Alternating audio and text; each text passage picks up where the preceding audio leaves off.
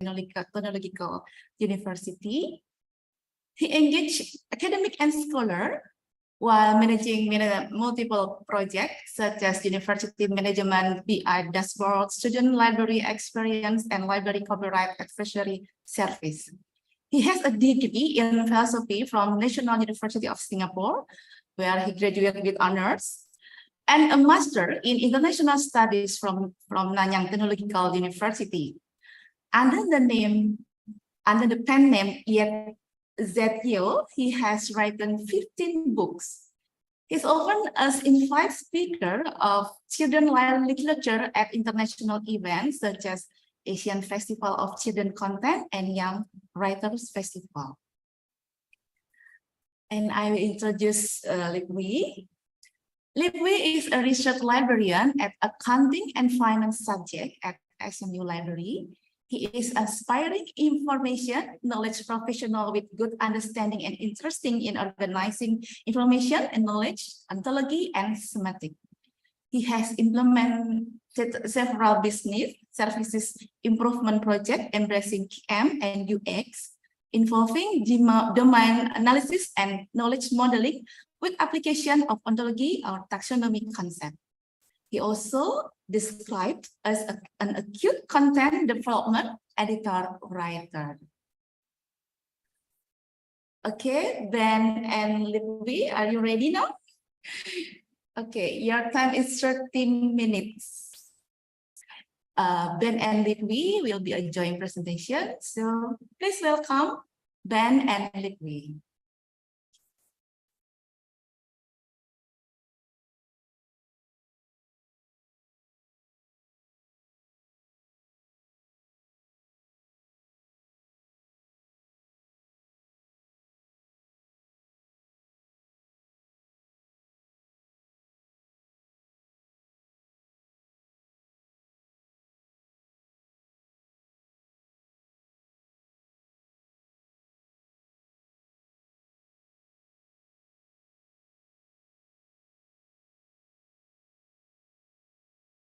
Oh, yeah. Pak Ma'ruf, please help to unmute. Yes, sorry, Mr. Ben, you are sent on. Then I already said you as a co-host now again. So thank you very much on that. Earlier I was disconnected for a short moment, and when I re-entered I was muted. Yeah, but I think now all is good, right? I suppose it's time for Lipui and myself to begin our sharing professionally with all of you. Am I right to say that? Yeah. Okay, so don't mind if I begin to share my screen. Yeah, Lipui, let me know if you're able to hear me well. All right. Yeah.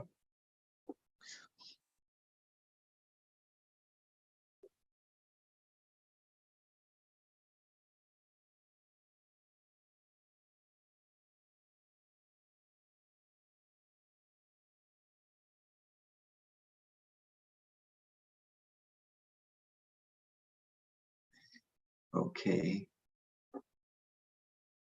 I'm hoping that I am in the presentation mode and that you're all able to see my screen nicely. Yes. Okay. So the slides are perfect. Lipui, yes? Yes, we can see it very clearly, Mr. Ben. Thank you. That's great. Okay, so without further ado, hello fellow librarians, researchers, and colleagues across academia and research. I'm Benedict, and with my colleague Lipui, we are research librarians from Singapore Management University. Singapore Management University, SMU, is a specialized university, and we are focused on management, social sciences, information technology, and their intersections. It is our honor to be here today in Libraries and Research at Universitas Indonesia's International Webinar. Terima kasih. We gathered to talk about an important topic of research. Lipui and myself will discuss the research librarian roles in advancing research at SMU. In brief, we will talk about 3 areas. The first one is how research librarians position ourselves in the research ecosystem within the university. Then we will share a little bit about our own areas. Lip-Hui is a research librarian in accountancy and finance, while I contribute to research librarianship in social sciences. So you can take a peek at our individual contributions in our areas. Lastly, we talk about how we contribute to strategic development and service innovation in the libraries and SMU. Right, without further ado, allow me to share a little bit about what's a research librarian, what do we do, and how we placed in the ecosystem.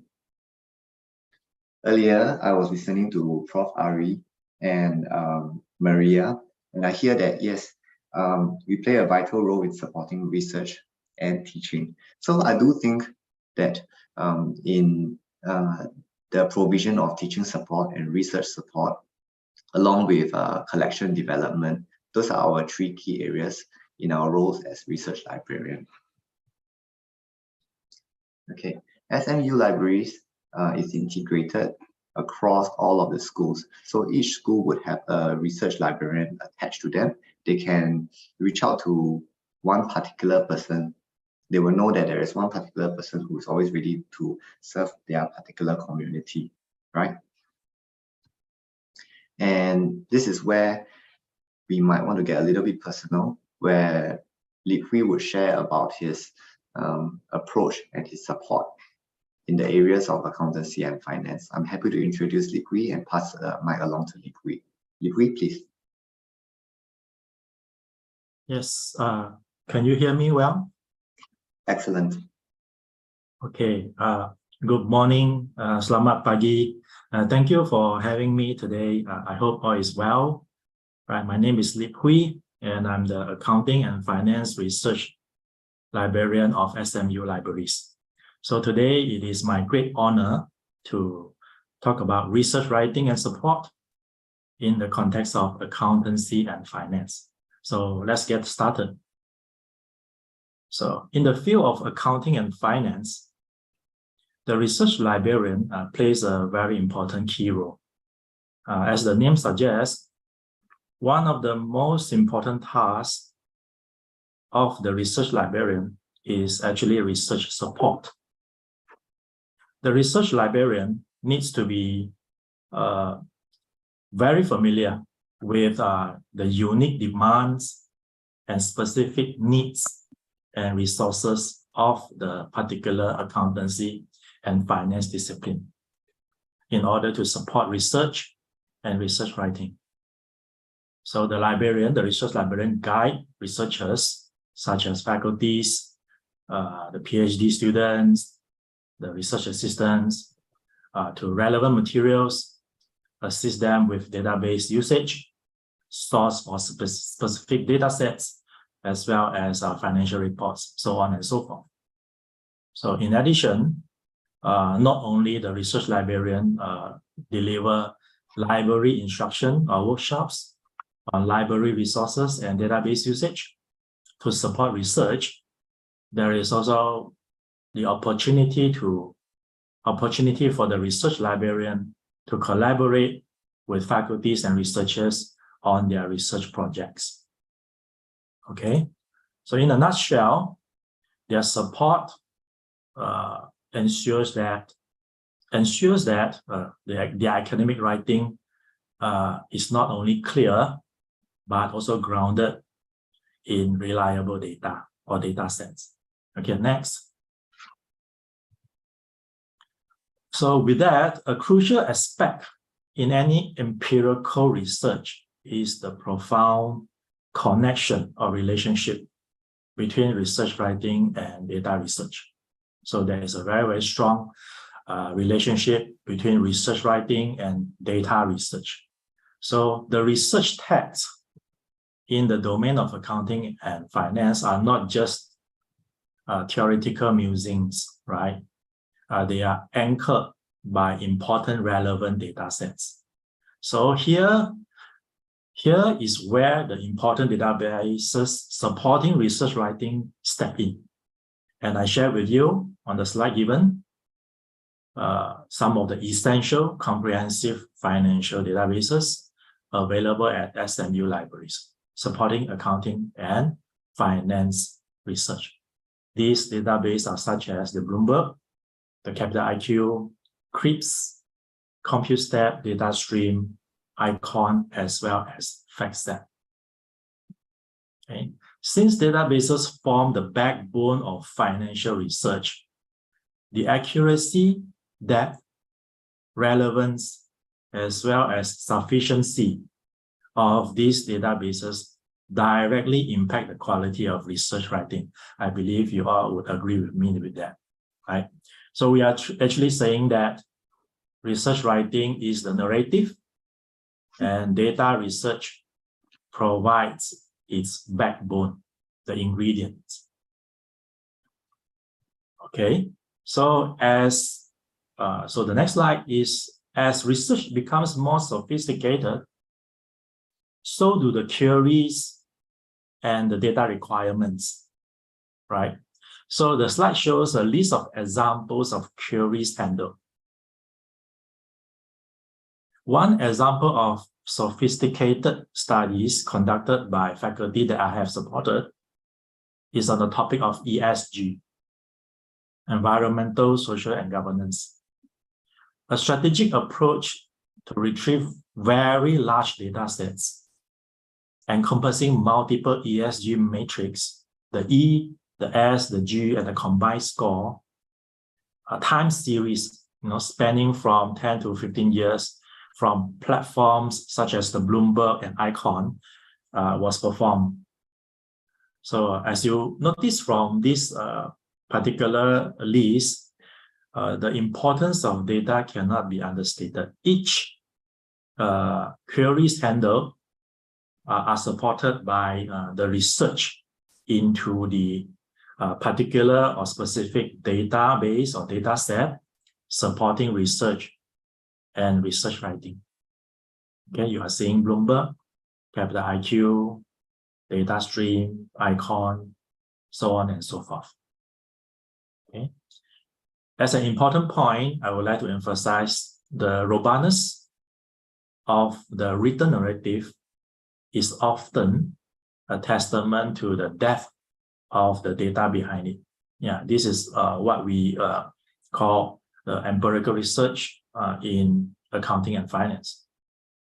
We are actually saying that data not only substantiates the written narrative, but adds layers and layers of credibility and depth to that particular written masterpiece.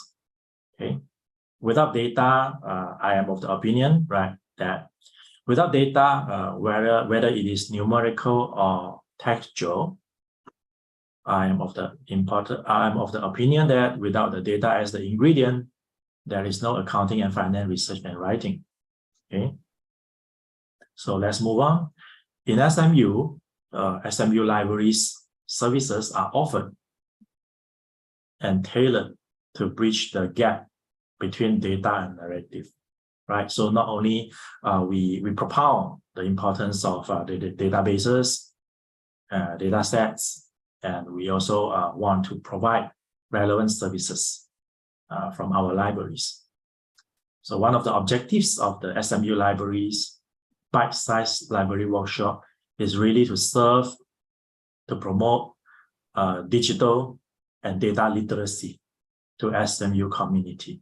All in all, to support research in the areas. Okay, as you can see, some of the research support in terms of offering bite-size or research support related to workshops include learning Bloomberg itself, Python, as well as the language R.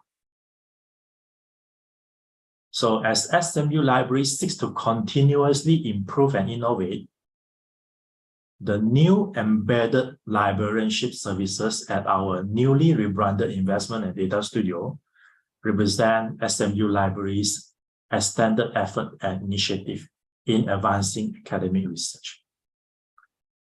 Okay. With each query addressed and every research consultation facilitated, the objective remains very clear, right? We innovate, we improve, all because we want to ensure that academic writing in all its rigor is supported and backed by precise, relevant, and comprehensive data research. Okay, in conclusion, I leave you with the notion that the essence of academic research writing in accounting and finance is not just the words crafted, but in the data that shapes them. Okay, the accounting and finance research librarian roles that I'm taking up at the moment, right? And the library's services, resources, and the tools available are the pillars supporting the intricate interplay between the narrative and the numbers. So with that, thank you again, terima kasih, and back to you, Ben. Thank you very much, Lip Hui, for your sharing. Right. So earlier, Lip Hui was sharing from his perspective as a research librarian in accountancy and finance. Allow me to also share from the perspective of a social sciences research librarian. So Lip Hui has covered very many roles that a research librarian performs, okay, and the requirements that a research librarian should have in performing his job. So the things he covered are subject expertise, contributions to collection development, research support, conducting of instruction and workshops, liaison with researchers, advocacy, curation of information, and keeping ourselves updated. So all of this, we could loosely categorize them into teaching support, research support, and collection development, as we earlier mentioned, right? Going forward, I will talk about teaching support and research support in social sciences. When I hear about research support, okay, what I think about is when we are providing research support, when we are providing teaching support, we go to classes to conduct research workshops. We are actually raising the standard of undergraduate research. So even though we are saying, oh, this is teaching support, it is really also the provision of research support at the undergraduate level. This is a sentiment that our colleagues who are faculty members, they always share with us, okay? And they will request for us to provide research workshops so that we can help their undergraduates appreciate things like the quality of information in databases and journals, which is of higher credibility and subject relevance. Li Hui mentions that the quality of data is of priority in research for accounting and finance. As fellow professionals, all of us, I think we can appreciate that. This is the same in social sciences. So in social sciences, I provide support for a range of disciplines, from psychology to philosophy, sociology, public policy, politics, and it can also be interdisciplinary. Okay, SMU has got nearly 200 databases. So if you are an undergraduate, you will be at a loss of which database to start, and this is where such research workshops for undergraduates come in very helpful.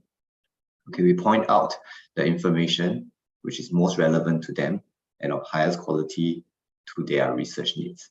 Okay, we demystify something very complex and foreign into a chartered path for our undergraduates. So this is where we come in to help our undergraduates in their research.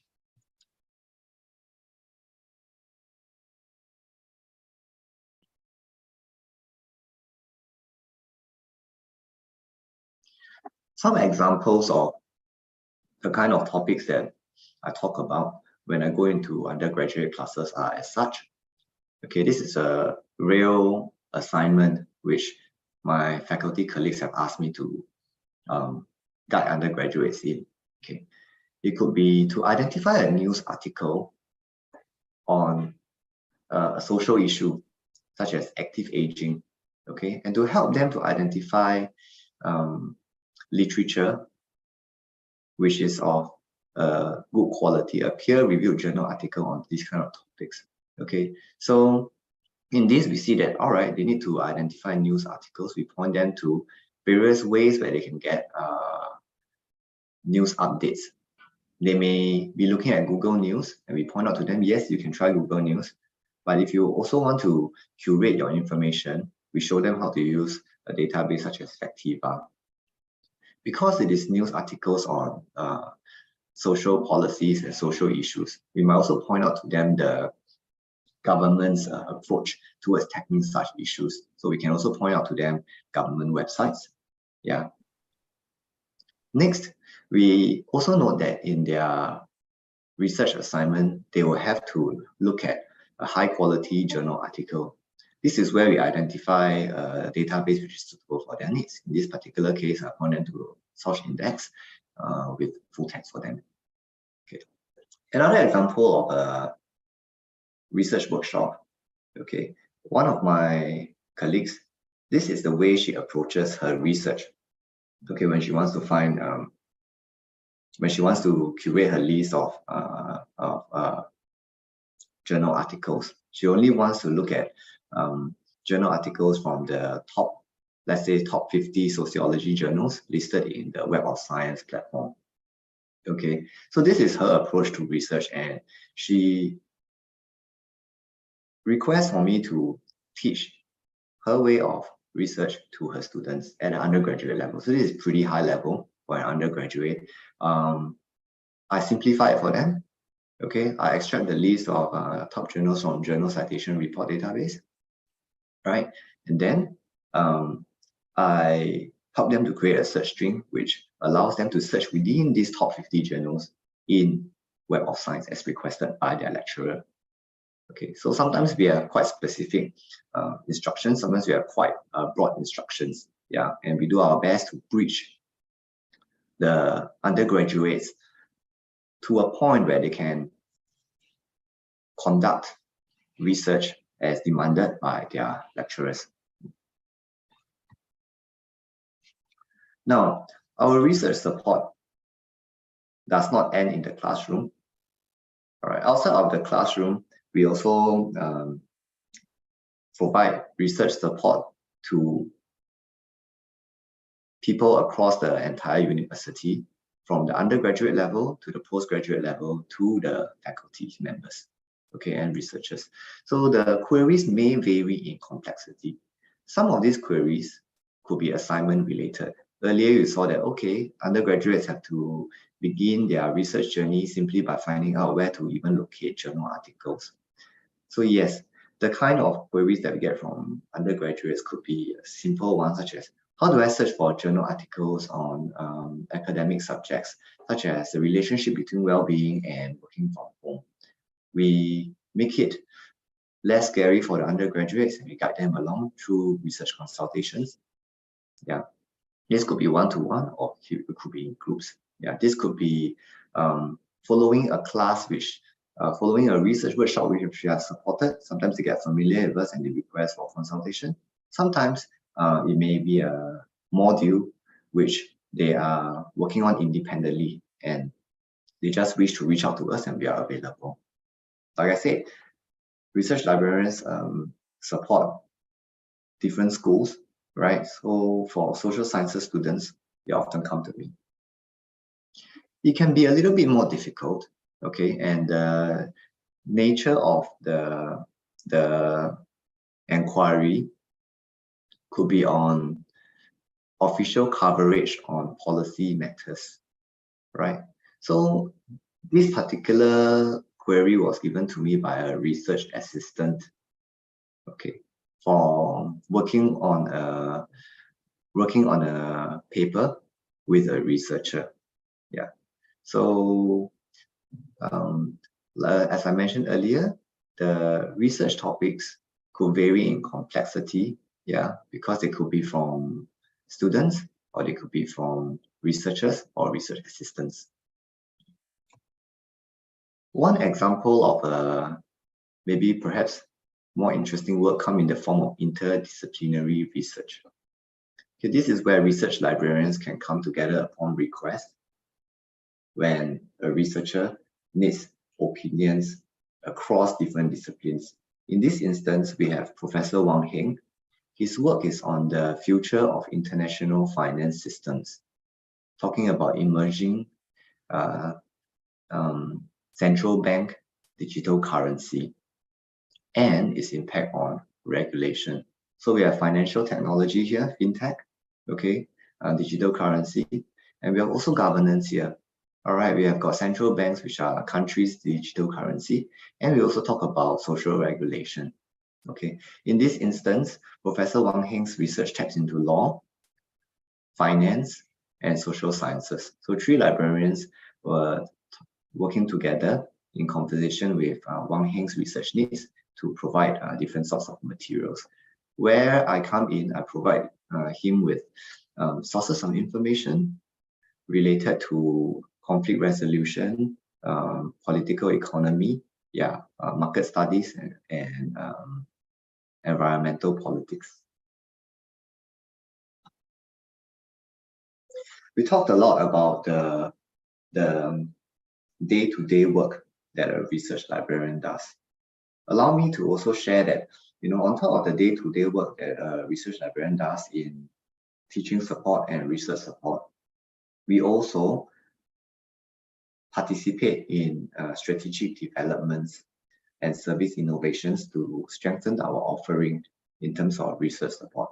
One example would be me being in a team within SMU libraries where we have started to pilot systematic review support. Okay, systematic review is a type of academic research, right, that looks for answers to a topic.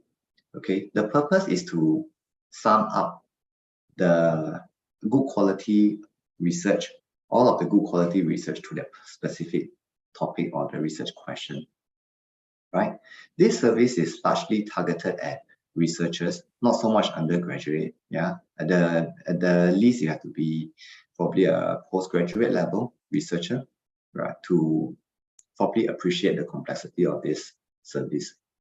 Okay, so we also think of different levels of support. Yeah, it could be from consultation. What is a systematic review? Okay, to collaboration. Okay, you are working on systematic review. You would like us to help you with research or help you to train your research assistants. Okay, so customized to the needs of our researchers, we provide different levels of support. Okay, we may even come in to provide training on the use of certain tools such as Covidence, right? In this case, it's Covidence. In other cases, different types of research may require different tools. So in systematic review, we might provide training on the use of tools such as Covidence. I took the liberty to step outside of my discipline, right, and Liqui's discipline, to also point out some good work that my other colleagues are doing. So this is work by Red Zuan, Research Librarian for Business and Entrepreneurship. Okay, this is a very interesting case because Red Zuan works with the Institute of Innovation and Entrepreneurship, as well as SMU's executive development programs. Okay, and he uses his research skills to collaborate with the Institute of Innovation and Entrepreneurship. So he provides them with resources to include startups, venture capitalists, right, private equities, to provide support for students in entrepreneurship. He also coordinates with IIE, to improve over 400 SMU startups presence in databases which features new startups, okay, such as Crunchbase. Further to that, he lends his research expertise to provide consultations to students who are participating in global business plan competitions. So while we are research librarians and we are focused on providing teaching and research support, this is one example which a research librarian extends his research capabilities to the corporate functions of the university. And I find that really interesting to highlight. In sum, we also contribute to strategic developments and innovations as research librarians. Okay, and some of the services which the SMU team or research librarians have contributed to include the systematic review service, investment and data studio, open education resources, some focus on sustainability research and entrepreneurship. Okay. In summary, research librarians are embedded in the university across all levels and schools. They are receiving teaching support and research support. Further to that, research librarians are also integrated agents of strategic development and service innovation. So this is where, as information professionals and as a team, we identify areas of opportunities within the research ecosystem of the university to contribute and drive organization growth. With this, I hope that we have done a fair job sharing with you what research librarians in Singapore management universities do. I am curious about what our peers in the audience today, whether your research librarians share a similar approach, and I would love to hear from you after today. Thank you very much. If you wish to, you can reach out to us. This deck of slides will be shared with you. Thank you very much for Ben and Lipui. Yeah, Ben and Lipui is open our webinar with the roles of the research librarian, especially for accounting, finance, social science, and business, business and entrepreneurship. Our librarian from SMU have a lot of works, as a research librarian, and it inspiring us in Indonesia to have doing doing the same, because maybe we can learn a lot from both of you. Yeah, Okay. I also hope to hear and learn from each other. Yeah. Thank you. And yeah, I underline some point about from Lipui and Ben that in accounting and finance, the quality of data is a priority to make research writing. Okay, and I think after we listen from Ben and Lipui, we can move to Professor Taufik Ashari from Monash University that can will make some new perspective from the editor journal. Thank you, Ben and Lipui. We can discuss in Q&A after the presentation. Okay. Now we move to Prof. Taufik Ashari. Okay. I will introduce you to Professor Taufik Ashari. Professor Taufik Ashari received a Bachelor of Engineering degree in Electrical and Electronic Engineering from Nanyang Technological University, Singapore in 2007, where he graduated with honors and the PhD degree in Information Engineering from the University of Cambridge, UK in 2012. His research interests include the areas of information theory, communication and coding theory, and signal processing techniques with application to wireless and molecular communication network, the Internet of Things, and data analytics.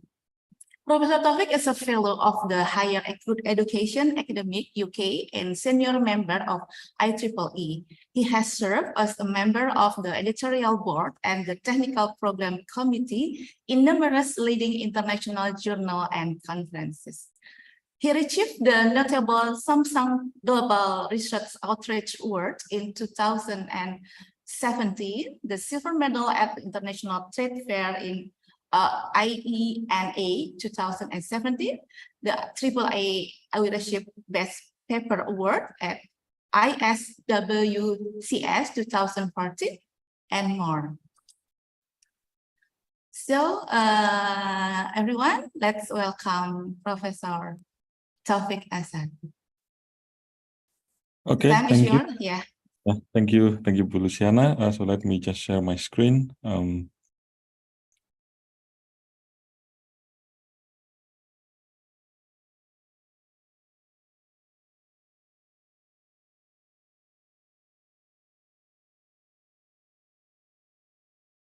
Can you see all my screen?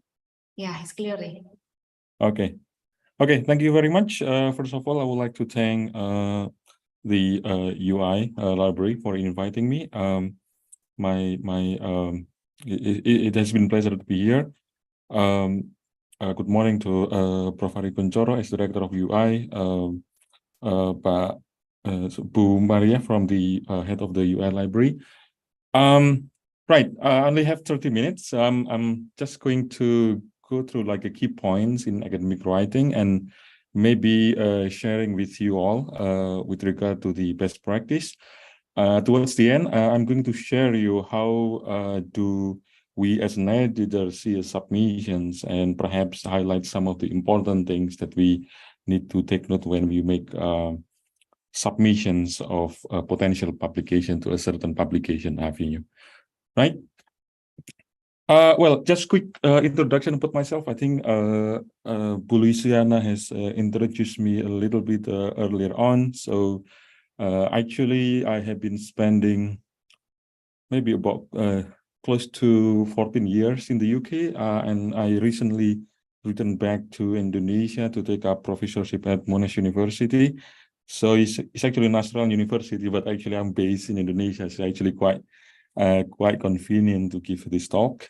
I'm still having visiting professorship at Birmingham City University, my previous institution, since I have been involved in a number of large-scale projects in my previous university, as you can see from the slide. Yeah. Okay, my research is kind of diversified now. I came from the background of information theory, so I was trained as information theorist. And then I kind of utilize this information theory to cyber physical system and computational intelligence and applying this technology or concept or techniques across different domains, from environmental management, renewable energy to big data and cybersecurity. So actually my research has been diversified, not just targeting one particular discipline, but is actually transdisciplinary. So I'm actually quite keen to work with people across different sectors to try to come out with data-driven solutions that may address the social problems.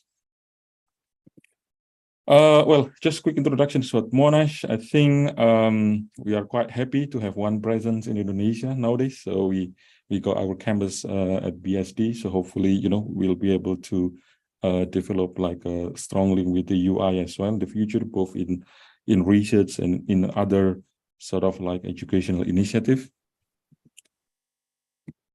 Okay, so this is actually the structure of the talk. So I'm going to talk about why academic writing is important, why formal writing is important, and I'm going to touch down upon the typical structure of academic writing, especially if we discuss about publications, the importance of the language being used. You know that nowadays English is one of the dominant language in science. So obviously we have to sort of like follow the requirement of utilizing proper English in our publications. Suggestions, I think it's a practical suggestion for writing quality papers. Towards the end, I'm going to talk about the editorial perspective, as well as how to utilize our publications, our academic writing, our research writing to help us in building research group, to attract research grants, and to leverage as much as possible from academic writing into something that can be impactful, right?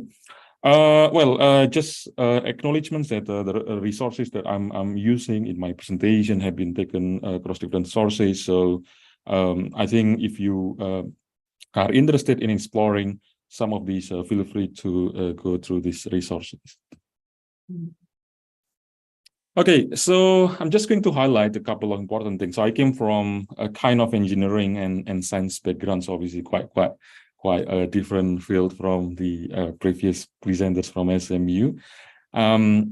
Obviously, like as an engineer or as a scientist, sometimes we kind of think that, okay, I do good science, I do good experimental let's say studies. I got nice results. Then I think that's it. I don't have to care much about writing. Yeah, but actually, if you look at a couple of problems introduced in practice, actually writing plays a lot of important roles. For example, like based on the survey by Davis, this is in the US, so you can have a look at this textbook, that actually successful engineers, the one that can progress their career, spend at least 25% of work week writing. Okay, because like we have to understand that whenever we work, we are not just working for us, right? We are working with other people. We are working with the community. So obviously, we need to be able to communicate our ideas. We need to convince our peers that our work is good. Yeah. So that's actually the important thing of writing. There is also like an accident that I'm to mention here is actually this space shuttle Challenger in 1986. There was like this explosion caused by a failure of O-rings in the solid rocket boosters. So actually the engineers did know about this problem before the launch, but they failed to communicate the seriousness of the problem. So obviously in this case, this is actually highlighting the importance of communications, despite the fact that we may be working in very highly technical field. And in particular, writing is quite important. Okay, if we put some context on writing as a scientist, then we can see a lot of various forms which we may encounter in day-to-day basis. So we can say, let's say we work for like research projects, we have to write reports. If you are students, you need to write like final year project report, or if you are a PhD students, you need to write thesis, you need to write a progress report, and so on and so forth. If you are in research domain, obviously you have to read articles, you need to write proposals. Often in some conferences, you do need to write like a poster to present your ideas rather than just delivering that through speech. Or sometimes we need to write like web page to display or showcase our research work. So one thing to take note here is that sometimes again this is actually linked to what I mentioned before. When we communicate, what is actually the objective, the fundamental objective of communications? We want to transfer our ideas, right? We want the other people or whoever stakeholders opposite to us, they will be convinced with our ideas. We want that our message is going to be transferred across, right? So it's actually not about us, it's about the readers. Okay. So that's actually the key perspective that we need to have. So we need to know, we need to design, or we need to work on our writing in such a way that our messages, our ideas can be understood by the audience, first of all. Second of all, the audience will be convinced with our idea. So the perspective is about the audience, the reader in this case. If we talk about writing, is the reader. So having a mindset of focusing on the reader will help us to write in a way that our idea can easily be digested by the readers. So it's not about us, okay? It's about the readers, because otherwise, whatever we are writing can end up in museum, in museum. In this case, it's quote, because it may not be reused or be explored further by whoever in our community. Okay, so obviously, before you get started with writing, you have to understand the audience, and then you need to understand the context. So context will determine the format. So you need to make sure that the format adheres with the requirement of the target publications. And then you need to understand the purpose of the writing, because the purpose can be just informing. So if we talk like a lecture, for example, just informing, right? But if you want to pursue it, then you need to have you need to use a tone or languages that can convince the readers. So in order to achieve that, then you need to provide convincing argument, convincing evidence that your idea is valid from the scientific point of view. Okay, well, if we talk about scientific writing, we can actually divide the 3 key areas when styling. So we have the structure, we have the illustrations, and then the last one is we do have the language. So all of these will be the pillar of our writing. If any one of these, then our writing product can collapse. Yeah. So like building, you have pillars, right? So if you take one pillar one by one, then the building will collapse. Yeah. Okay, so again, I think I'm sure that if you are academics, you understand like different formatting requirements. If you write the reports, typically the report is formatted into a kind of lengthy presentations about the work or research that you have been carrying out on a certain subjects. If you do work on journal articles, then obviously you need to compress that information into like a format that is required by the journal. So often the journal will require you to write into a specific length. For example, a number of words. Like I know, like IEEE Communication Magazine is one of the high impact journal I've been used. Require us to write in less than 5,000 words, I think. So we do really need to compress the information. So here, it doesn't mean that the longer the better, okay? So it is very important actually you compress that information, and that actually will require us to prioritize, the important information from the rest of the information. So compressing that important information is actually one of the art, I would say, in writing. So you should not just putting all your ideas, okay, but selecting which ideas that will help you display the importance of your work. Okay, obviously slides is much shorter. So usually slide is just consisting of key points. Don't put paragraph in slides, yeah, technical writing in slides, and it is not a good idea. Okay, so if you talk about the journals, I'm going to maybe focus a bit more towards the end on journal papers, because that's what many of the academics are concerned with, care about, because that will help us, will help the academics for promotions, help academics with getting the grant, and maybe reporting the research projects as well. Okay, so what is actually scientific paper? We talk about the importance of writing, but okay, we do need to highlight key points that we need from a scientific paper.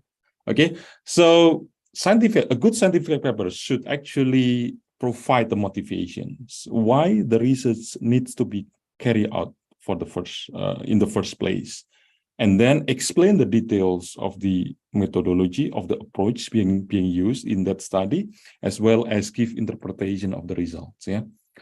Often, typical mistakes of many authors, many researchers, is that they focus on the solution without being able to highlight the problem.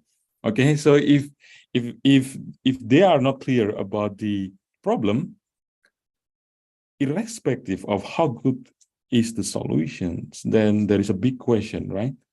So that solution is actually solution to what, when the problem statement is not clearly defined. Yeah, it doesn't mean that if we build something complex, it's actually a good solution, because maybe the underlying scenarios do not need quite complex solution.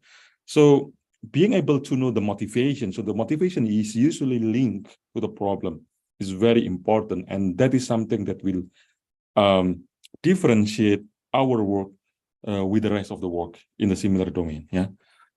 The second one is academic writing should be clear and concise, should not be ambiguous.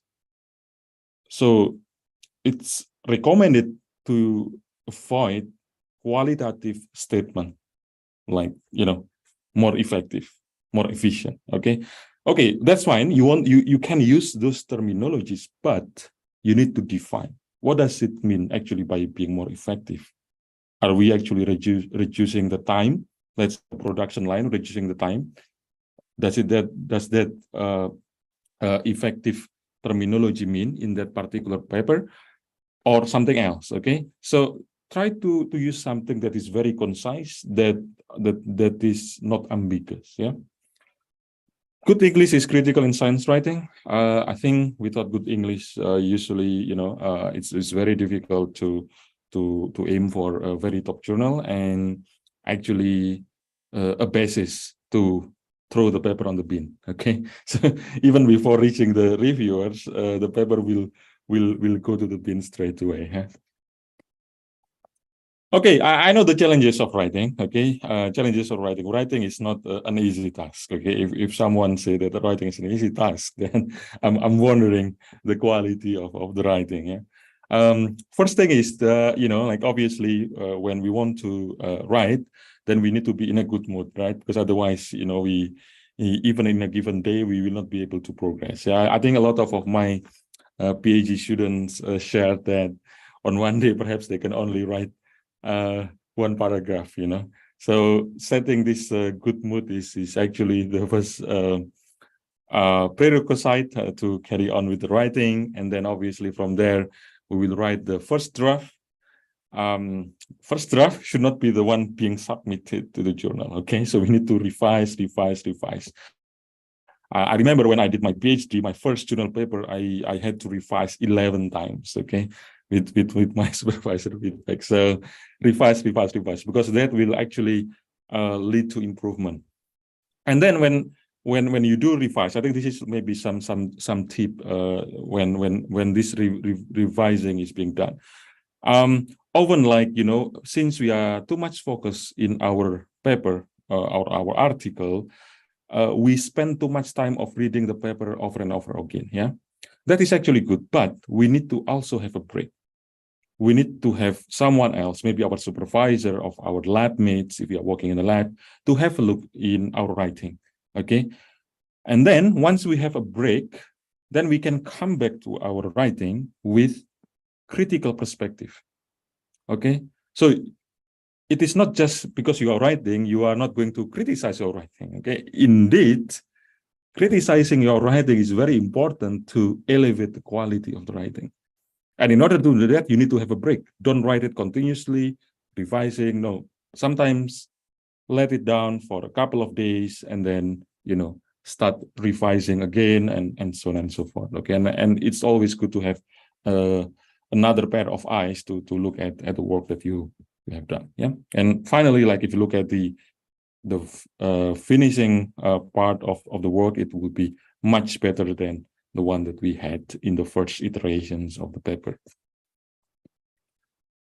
Okay, I think again, because we have a diverse audience here, so some of you may be very familiar with this, some of you may be new to this, but in general, if we talk about scientific writing, we can actually divide the contents into 3 different big sections, I would say. So we have something that introduces us to the problem, something that is the main content of the problem, and something that is concluding the paper. Yeah, so this is like a typical arrangements, whether we write report or we write journal papers or conference paper. This needs to be there. Okay, and then actually this different sections, they actually have purposes. Yeah, it's not for the sake of completeness, but they do have purposes. If you talk about title, for example, title will actually give readers something to excite about. Yeah. So if the title is so boring, the reader will not be bothered to read the article. So title is something to excite the reader. First thing, because a title is usually written in bigger font size, right, compared to the rest of the so title has to be interesting.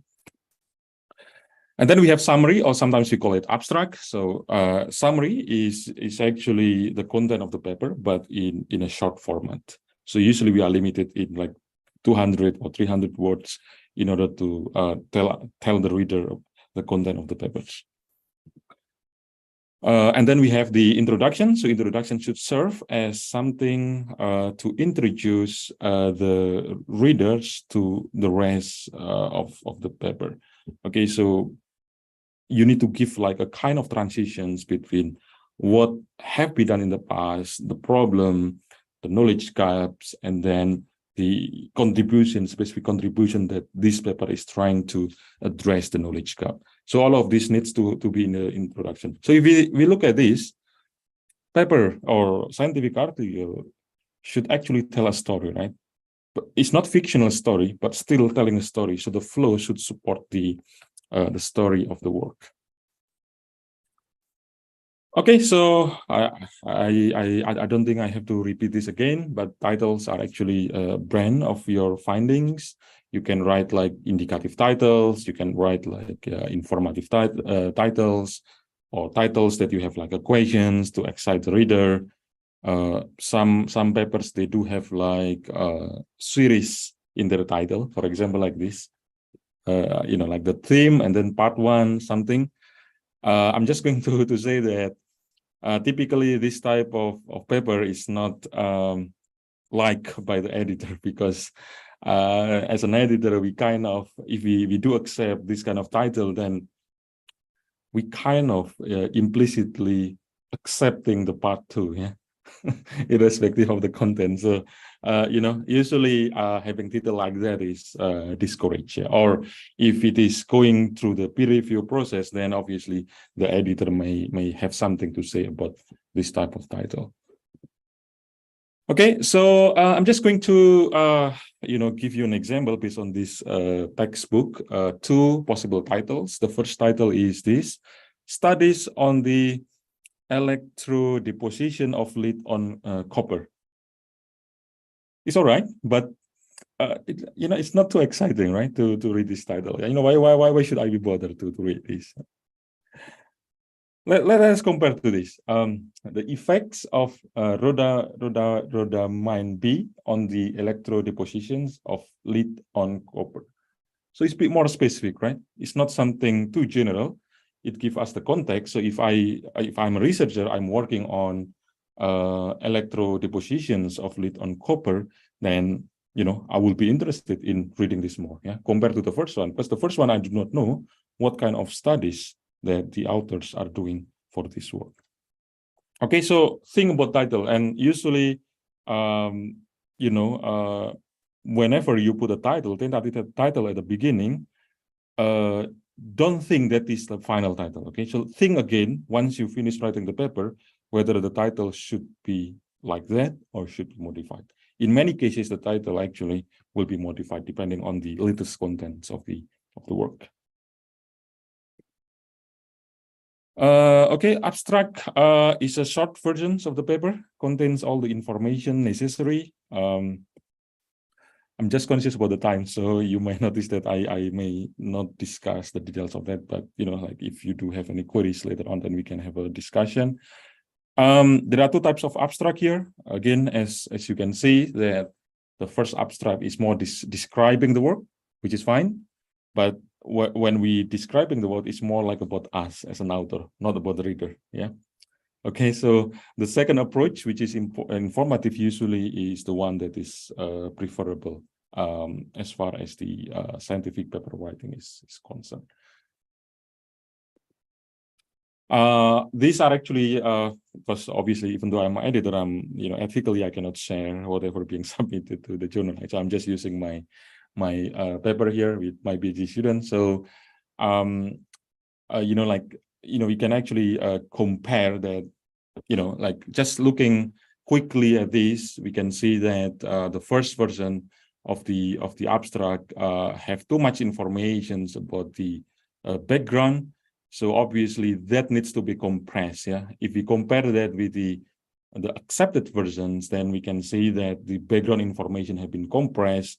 We talk a bit more about the rest of the contents, including the contribution. So at the very least, if you can't read the details, you can see that on the second versions of the abstract here, we have the details of the results, right? Like numerical results. We are not going to talk everything about the results we obtain from our experiments, but we just need to highlight which of the result that is the most important. Okay, and usually like a good paper should have one main message to deliver to the audience. Okay, in introductions, preparing readers for discussion. So I already talked about that a little bit earlier on. So let's see What are the key aspects? So obviously, in an introduction, you do need to have like a background information about the work. You need to review top papers that are related to your work. You need to discuss about knowledge gaps, and then you need to put or position your work in order to address this knowledge gap. Yeah. Often, like nowadays, my experience in journal writing, you do need to mention this explicitly. So I know that we have introductions, but in subsection, it's always good to put this explicitly. Like, okay, subsection, section 1 introduction, subsection 1.1 background. Okay, and then subsection 1.2 is contribution of this work. Because otherwise, you know, like all these reviewers will complain, yeah, okay, your work is not novel enough, you know, it's not clear which one is your contribution. So by putting that explicitly, it's actually help to convince the reviewers that our work has a value. Okay, so these are the key things. I already mentioned that, so I'm not going to repeat this. So we do need to talk about not just the contribution, but also limitation of the works, so that the reader will be aware of that, and they will use this limitation for their research. Let's say if they are doing research in a related area, that's actually a good idea, because at the end of the day, as a researcher, we want our work to be cited, right?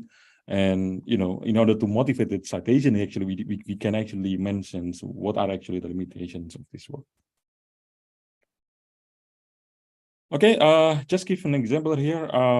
Again, this example is taken from this textbook, so you can have a look in details. This textbook, I think I recommend you strongly to read this textbook, The Craft of Scientific Writing. I think it has been written multiple times. I think the latest version is the 4th edition. Yeah. Okay, now when we talk about the middle sections, I think this will be discipline dependent. So whatever I'm talking here, perhaps applicable to the context of science and engineering in many contexts, but maybe quite different in the other discipline like social science. So actually, we can arrange our presentations of the middle section. So middle section consists usually like methodology, and then the results, and then the discussion. Often different journals, they do have like different arrangements. Sometimes they would prefer related work after introductions, but you know, in general, that is not required. Yeah. So it's actually I think the best way to see what will be a good format for our paper is to look at the journal, the papers published in the journal, what kind of typical formats they use for the publication. Yeah. Okay, so this is actually details, but I'm just going to go through, because of the time limitation, going to the suggestion.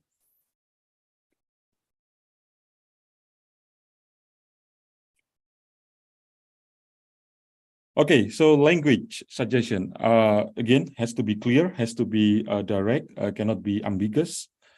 Be aware, the journal, whether it utilizes the American English or British English, because they are quite different sometimes. You know, for example, like if you use American English and then it's a color, yeah, without you. In British English is with you. So different journals, they do have like English requirements. So please check the norm used by the journal. Another suggestions that I want to mention here is picking up role models in writing. So how do we pick up role models? By looking at their published works. Yeah, I put these two people because this is actually a kind of a role model for myself in writing. One is actually Professor Amos Lapidot from ETH Zurich. The second one is Professor Imre Tilatar from EPFL Lausanne. Both are actually in Switzerland. Yeah. They are not just a good scientists, but the way they write papers, they are, you know, pretty much like delivering story, chronological, easy to follow. I know that the content is heavy, but the structure helped to make that heavy content understandable by, let's say, graduate students at least. Yeah. Okay. You can read this in details, but there have been like 18 suggestions to improve the paper. So first of all, know your audience, obviously. Second of all, your supervisor is not here to teach basic grammar and spelling. Yeah, so please do improve your English.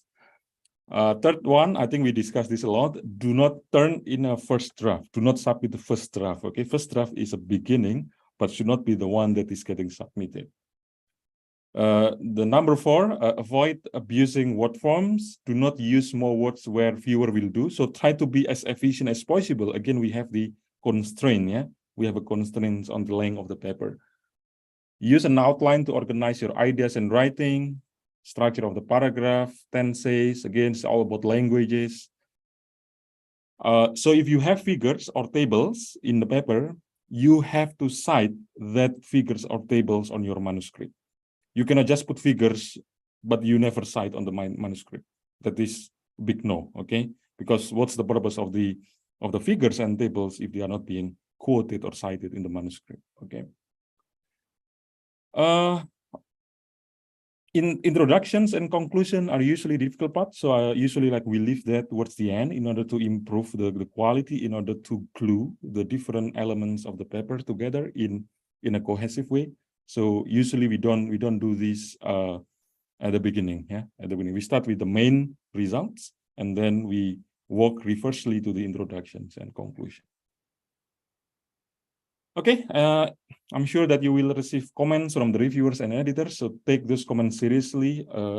Respond to every comment.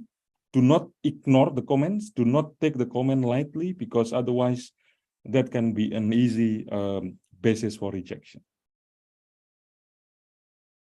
Okay, well, this actually linked to that, so I'm not going to repeat. Writing is learned by writing. So if someone asks me what's the best way to improve my writing, well, just write. Just write. Maybe take a postgraduate study, because the best way to improve the writing is by learning from someone who is more experienced on a regular basis. So you do need to have a mentor to get this improved. Yeah, I think. I know that I'm doing this webinar, but I don't think that you can improve your writing by just listening to me. Okay, maybe, but only marginally. But the most important thing is to put that into practice. Okay, so I'm going to share from my experience in IEEE Access. I think I've been there since 2018. I think so. It has been 5 years now. So if we are editor, obviously we do have these options in our account. So I'm not associate editor. I'm handling mostly papers from communication, data science, machine learning. This is how do we see? Sometimes as an author we are anxious. Why the editor never came back to me about the results of my review. Yeah, so that's actually the thoughts that a lot of authors have. Yeah, so you can see here that we have a lot of stages in the reviewing process. Yeah, first stage we need to select the reviewers. Second stage we need to invite the reviewers. Okay, and this is pro bono. Yeah, pro bono means free service. So that means that we can't push the reviewers to do the review work. So we have to be mindful, and then we have to be mindful that they are busy researchers. So whenever they do this, then they are doing that as a good gesture, as a good intention to support the community. Yeah? So sometimes we have to be patient about this. Yeah, it's not that we don't want to come back to you as soon as possible. It's because this process depends on something else, not just us, but also the reviewers, the community. Okay. Okay, so these are the examples. If you want to be reviewers, obviously, you do need to have some kind of track records in your work, and that will be indexed. I think this IEEE Access it uses the database from Web of Science, so it's from Thomson Reuters, I think. Yeah, so it's not Scopus. Yeah, so relevant work that are published and indexed in this will be listed, and you will see a name there that you can invite for reviews. The reviewers cannot be abusive as well, right? Why? Because at the end of the day, they are also being judged with respect to the quality of the reviews. So you can see the average R score here. That actually indicates the quality of the review. And the one doing this is actually the editor handling the paper. Okay, so please be please be careful when you are doing reviews. Yeah, don't be abusive because your name is not known. Right. So last topic. I think I think I have 1 minute left. Yeah. I think if we the importance here is that if we do publish like a good quality papers, that actually help us in getting money. Yeah, getting money for our research, and it's usually good to build our track record based on the papers we are publishing. So don't just walk things randomly because someone is asking you to be the co-author. Don't just participate without knowing the big agenda of your research. Yeah, because that agenda will be the one that that establish track record for yourself, and that will be the one that you will write in research proposal, right? So the grant reviewers, they will see the cohesiveness of your track record and the proposed area of work. Right. I think I can end here, right? It's 30 minutes already. So thank you very much. If you do have any specific questions on any sections of my contents, we'll discuss during the Q&A section. Thank you very much, everyone. Yeah. Thank you very much for Professor Taufik for the presentation. I think we are so lucky to have Professor Taufik here for our webinar. The presentation of Professor Taufik give us a very clear about how to writing research writing from the editor perspective. Okay, so we can move to last speaker, but before we move to the last speaker, I want to remind to all participants, if you have any question or comment, you may submit the question at our Slido link. Yeah, our committee is already put on the chat room, I think. Yeah, this webinar is not just one way street, but so we encourage active participant and engagement for all of you for the Q and answer. Okay, now we move to the third speaker. Okay, the last but not least, we have Dr. Ahmad Gamal. Okay, Dr. Ahmad Gamal is affiliated with the Universitas Indonesia, where he served as the associate professor at the Department of Architecture and Director of Innovation and Science Technopark, and an advisor to the Smart City Research Center. He received his PhD in Regional Planning and Master of Urban Planning, both from the University of Illinois at Urbana-Champaign. His work as a research interest revolves around the economic impact evaluation of physical development, the relationship between urban development and poverty alleviation, and the application of technology for regional growth monitoring and control. He is also the editor in charge of architecture section of the International Journal of Technology, indexed in Scopus Q2. And Dr. Jamal is a prolific urban planner in the field, having written robust policy reviews for the Ministry of National Planning and Development, Bappenas, in the past. Apart from application, he has presented his works widely in various media. So everyone, let's welcome Dr. Gamal. Terima kasih, Ibu Luciana. My respective colleagues from Singapore, as well as from Monash, Ibu Maria, as the head of the UI Central Library, and dear participants. Allow me to share my screen to do my presentation today, which is actually very interesting because it seems to me that all of the presentations have been, coming into quite an interesting setup. We heard presentations from our Singaporean colleagues that talks about the services that are available for researchers and how researchers can use those services to basically improve the quality of their research. And then we heard Professor Taufik, who talked about how you could basically improve your writing. And now I'm going to talk a lot about the post-writing and the post-submission activities. And I'm going to give the title to my talk, Successful Publication Strategies for Impactful Research Dissemination. So there are two components of my talk today. One is how you can strategize your way to basically make sure that what you have done gets published, right? So successful publication is, of course, what we aspire. And this is something that is the cornerstone of our work as academia. So we want to be successful in publishing our research works. But after you publish, then there is the second component, which is more important. I think because you do research because you want to help people understand more about what you do, and you want people to take seriously your findings. You want to make sure that your work educates other people who has not done the same work. You want to inform policymakers.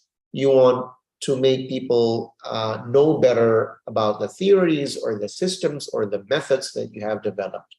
At the end of the day, what you really want to do is dissemination. So you don't want to just publish. You want to basically try to get other people read your work, and you want to make sure that your work is meaningful. And as Ibu Luciana mentioned earlier, in my role as the chief editor of Smart City International Journal, as well as the editor in charge for architecture section at the International Journal of Technology, IG Tech, I have learned the hard way that sometimes the things that we write are not the things that journal reviewers and journal editors want to see and want to display to their audiences. So sometimes the most important work when you're trying to publish is identifying where you can publish instead of trying to write itself. Of course, the writing component is something that is very important, but what to write and to whom you write is the first question that you need to answer. And to give a little credibility on why I can speak about those things, you can feel free to basically check my research profiles. There are lots of tools that you can do for that. As mentioned earlier, my field is urban and regional planning. Feel free to check my Scopus ID or my CID, Cinta ID or my Google Scholar. And that's how you can basically also get to communicate virtually with me. If you care about Scopus Index, I'm actually not very high up there. I'm right in the middle with 5 Scopus H Index. And if you look at my relatively short span of academic career in the past, I have actually tried to reduce the number of articles I have published. Previously, I published between 8 to 10 articles annually. Now I only publish between 3 to 5. But if you look at my citation records, there's actually a constant increase in articles and outlets that have cited me. So really what I have been trying to do is improve the quality over the quantity of what I have churned, what I have published out there. So I think I have credibility because I'm not actually a very senior scholar to basically tell you the things that you have to do. If you're a junior scholar that is still trying to get yourself published, get yourself well-known out there, I know the struggle. And I can help you navigate through that struggle. I can help you understanding the challenges. I can help you understanding why you don't get published, why you get rejected. And I can help you understand why sometimes reviewers are not very happy with your response to their reviews and their revision requests. And most of the time, I also got frustrated, just like yourself, when you're asking people, why do I not get published? You don't really get the right answer because you get successful stories, right? you get ideas that big names get published all the time. And that's not the case. If you look at my last 2 years publication, for example, me and my working group has published 7 articles. And I'm grateful that we have a very highly qualified individuals in our research team that we can basically push out very good publications, and we can publish in quartile 1 and quartile 2 outlets. But if you look at the record, not any single article has actually been straight out accepted without revision. The only article that has been published with minimum revision is something that we published at Helion, which is a multidisciplinary journal. But it also has gone through numerous iterations of internal revisions within our team. But if you look at our very recent article, which talks about housing preference shifting during COVID-19 pandemic, the pandemic has ended, but we have only been able to publish this after 3 revisions that has spanned through 2 years. So we actually started submitting this article in 2021, and we got published in 2023. The research itself was done when the pandemic starts in 2020 until 2021. And if you look at our article on quantitative study of water impact, this is something that we're actually very proud of, that has been published at Urban Water Journal in Taylor Francis, Q1. We had gone through only 2 revisions at the Urban Water Journal, but it has been rejected 6 times in other journals, which are very good publication outlets as well. So if you talk to someone who is very well published, if you talk to someone who publishes in so many very good, reputable, highly respected journals, you will understand that that person must have gone through a lot of work, not just doing the research, not just doing the writing, but also doing the revisions that is requested and required by the reviewers, reformatting, retargeting the journal audiences to basically adjust the expectations of a particular publication outlet with what they have tried to do in their own research, right? So I'm hoping that this educates you about the importance of hard work and the importance of persistence by telling you the rejections, right? Not just the successful stories. So the first thing that I think you need to do is really to target specific journals, to actually think about which journal will be interested in publishing your work before you actually write the article. Don't write and then think about where I can publish this. You have to start thinking by identifying who are going to read the kinds of stuff that you have done and how they are going to read that. What kind of article would they be interested to read? Would they be interested in reading a lengthy systematic literature review? Would they be more interested in more quantitative approach? Would they be more interested in a very technical, empirical article? Would they be more interested in reflective, theoretical journal? If you identify the right audience and if you identify the right journal for that particular audience, your writing is actually going to be a lot easier to do.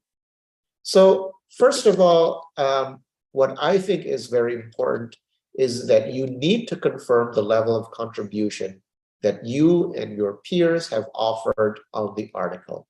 And this is key, right? Look again at the research data that you have produced and look at the discussion that you're capable of writing in the article, and make sure that what you have produced is something that is covered in the research journal articles in the outlet that you're trying to publish at. And sometimes, if it doesn't fit, there is no shame in trying to publish something as a conference paper. Sometimes some of us are very good that we have produced so much that we're capable of publishing in a highly respectable journal. But some of us are students who are still trying to understand, the publication game, and there is no shame in publishing in something that is intermediate in its quality, right? So if you don't think that the level of contribution is something that is very novel in your discipline, then there is no shame in publishing in conference proceedings. Pay attention to the quality of the data. Pay attention to the scope of the discussion.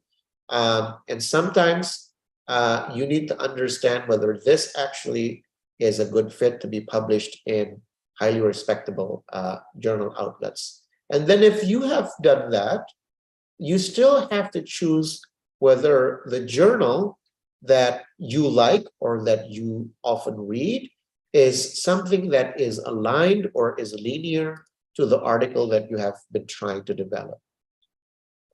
The easiest way to do this is to take a look at your own references. If, for example, 10 out of 50 articles that you have cited is coming from Journal A, then I think Journal A is one of the best fit for you to try to publish your article. I think our Singaporean colleagues have talked about using journal finders and manuscript matcher services. So I'm not going to talk about this in detail, but also make sure that even though there are artificial intelligence instruments and very useful databases, you need to also manually check the aim and scope of your targeted journal, right? Because understanding the aims and the scope of your journal is actually something that is very good for you to also develop your own article. You can make sure that your paper is appropriate and also answers the aims and scopes of your targeted journal. Last but not least, you want to also make sure that the journal that you're targeting is credible. I have heard horror stories where researchers have put their 5 or 6 years effort into publishing in a journal that is predatory. Make sure that that is not the case. Check the credibility of your publication outlet through the many mediums that is available out there. My favorite is looking at Simago Jr. Second, even if you have done that, sometimes you need to adjust the threshold for your empirical quality and the empirical approach of your article to the audience, right? And how do you actually do that? Articles are not all the same. Some articles are reflective papers, right? Look for articles that can be used as a reflective paper that have the same method or have the same objectives or have the same outline with your paper in the targeted journal publication outlet. This is very useful because then you can identify the probability of your paper being accepted in that particular journal. If you can't find something that is quite similar to what you're doing, either in empirical approach or in a theoretical approach or in any of your research framework, then the best chance is to publish somewhere else. Second, I want to make sure that you write all of your deliverables. Try to be as diligent as possible by writing down the deliverables that the paper does briefly for each section of the paper that you have written. And make sure that you can write a comparison between the paper that you have done and the published articles that you have chosen as a reflective paper. write down weaknesses, research gaps, novelties, and the strengths based on a comparison of each section between your reflective paper and your own article. Pay attention to the writing style. Sometimes lots of articles gets published because they are written beautifully. They are written in the language that is easy to access, easy to understand, although they're probably not very sophisticated in empirical approach. And then you have to improve the paper. Sometimes it's helpful if you cite between 5 to 10 published articles from your targeted journal, because it's not the citation itself that is important, but it's you trying to understand the kinds of discourse and the kinds of debate that is going on within your peers, and that is reflected in what has been published in that particular journal. Finally, do a comprehensive paper improvement, right? After the paper is ready to be submitted, make sure again that the manuscript is anonymous. You should prepare a cover letter, write briefly and argumentatively about why this particular article is suitable for publication in the destination journal, and why you think it answers the aims and the scopes of that particular publication. Prepare a title page, typically the title, list of authors, affiliations, declaration of interest statement and acknowledgement about funding, biography, and if necessary, separate the tables and figures in different documents and make sure they're high resolution. Okay, so now you have submitted, and then you have done a great job that the journal is actually interested to publish your article. It has been sent to reviewers and you have received a response. It can be sometimes it can sometimes be excruciating because some of the criticism can be very critical, but sometimes, you know, you get lots of praises as well. So what do? I think the best approach is to write point-by-point reviewers to your criticism in a separate document. Use a sentence format because it allows the process of doing a question and answer and to simulate that communication with your reviewers, despite the fact that you're only communicating with them virtually. Sometimes you can use a table format to help you show the changes that you have done and a more detailed response from each inquiries from your reviewers. Make sure you are being polite. I can't stress it more that I think this is key in every daily interaction with another human being, but also especially true when you are someone who is a junior academic trying to get yourself published. That does not necessarily mean that you have to agree with everything your reviewers say. I think part of our responsibility as a scholar is to be very honest, that sometimes you don't find your reviewers to be correct about everything, that you have a diverging opinion with your reviewers. But you need to still be polite, right? You need to be very respectful with your reviewers and try to highlight the positive side of your reviewers' comments, no matter how critical their comments are. Here are some examples, right? The first thing that I got from a reviewer of Urban Water Journal is a comment that our paper has been much more developed, but he or she has a few observations and comments. So the first thing that I would do is saying that we are grateful for their recent reviews and considerations of our article, right? We want to make sure that we thank them for their work. I think Professor Taufik has also mentioned that reviewers are actually not paid to do this work. So they're actually doing you a great favor. They're probably criticizing you, but at the end of the day, they're doing this so that you can improve your paper. So they're helping you. So you need to be grateful. You need to be thankful to them. And then make sure that you're very detailed. And sometimes, using a table format can be very helpful when there are lots of comments, right? Instead of trying to answer in a paragraph that makes it difficult for a reviewer to understand whether you have answered all of their concerns or not, you can use a table format to make sure that every single concern has been addressed in your revisions. In general, I find that reviewer statements and questions can be categorized in some of the simple categories below.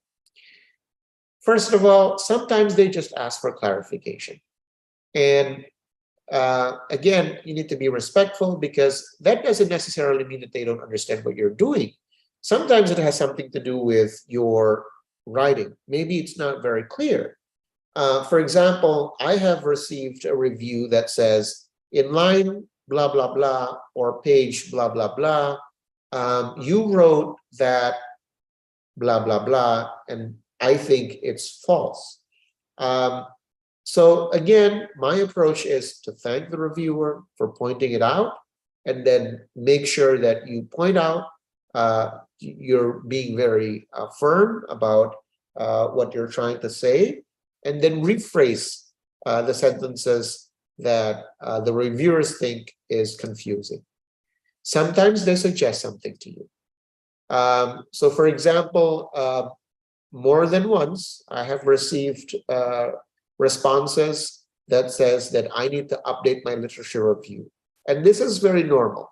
And the reason to this is because we get something published and the revision process actually takes a lot of time. I mentioned earlier that my article in 2023 is actually the work that I did in 2020 and the paper that I submitted in 2021. So the revision process took actually 2 years. And within 2 years, other people have also published work in the similar kind of field that I have also done. So it's actually very common. Just do that. There's no, I don't think there is the downside of actually adding literatures to your work, because it keeps you updated as well. It helps you to actually update your knowledge about what people have done in your field, and how knowledge is basically progressing in your field. Sometimes, and this happens a lot as well, sometimes they disagree with what you write. For example, at this point, one reviewer is saying that he or she is not convinced that time node of the epidemic is something that is in a causal relationship with preference, right? Again, I think the first thing that you have to do is being respectful. You need to appreciate that they actually put the time and energy to think about your article, not just to read it, but to actually think about it, reflect about it. And then, because they think about it, they probably have some disagreements. My approach is not to always agree with whatever the reviewers say. My approach is that I need to be argumentative about what I do. And if I truly believe that there is causal relationship, then I have to defend this, because this is the cornerstone of my publication. This is the cornerstone of my work. This is not the reviewer's work. This is your work. So you want to make sure that you get your opinion across. You want to make sure that your opinion is respected and published as well. But you need to do this in a respectful way. And if you do believe that this is true, updating your literature review is also helpful. So for example, in this case, what I did with my team is to actually cite some people that has talked about home buyers' housing preferences and what are the possible clues for preference changes, right? So my approach is to say that I'm not alone in this field. Other people actually started thinking about this as well and started to try to do some work in this particular topic as well. Sometimes reviewers are okay with your empirical work, but they don't really like your writing. And this is actually very common. This is not something that is shameful for us because all of us are not native English speakers, right? And most of us are trying to publish internationally. And most of the time, that means that we're trying to publish in English. For example, I have received a comment that the overall write-up is confusing, right? Again, our approach is being respectful and then try to basically revise the specific sentence that they're referring to. Okay, so sometimes they have a certain expectation, and sometimes you don't think it's necessary to meet their expectations, but some other times you actually believe that what they did was basically trying to improve your paper and you want to do that. So how are you going to improve your articles according to reviewers' expectations? Professor Taufik has talked a lot about this substantively, so I'm going to talk about this in kind of a formatting style, just to understand that this is kind of a tips and tricks that is very helpful for junior scholars when they're trying to revise their articles, right? Introduction. Reviewers often suggest trimming the introduction. They don't really like lengthy introductions. Make sure that all of the references that you use are recent and relevant. Just being recent is not enough if they're not relevant. Just being relevant is insufficient if they're not recent. So make sure that they're both is the case.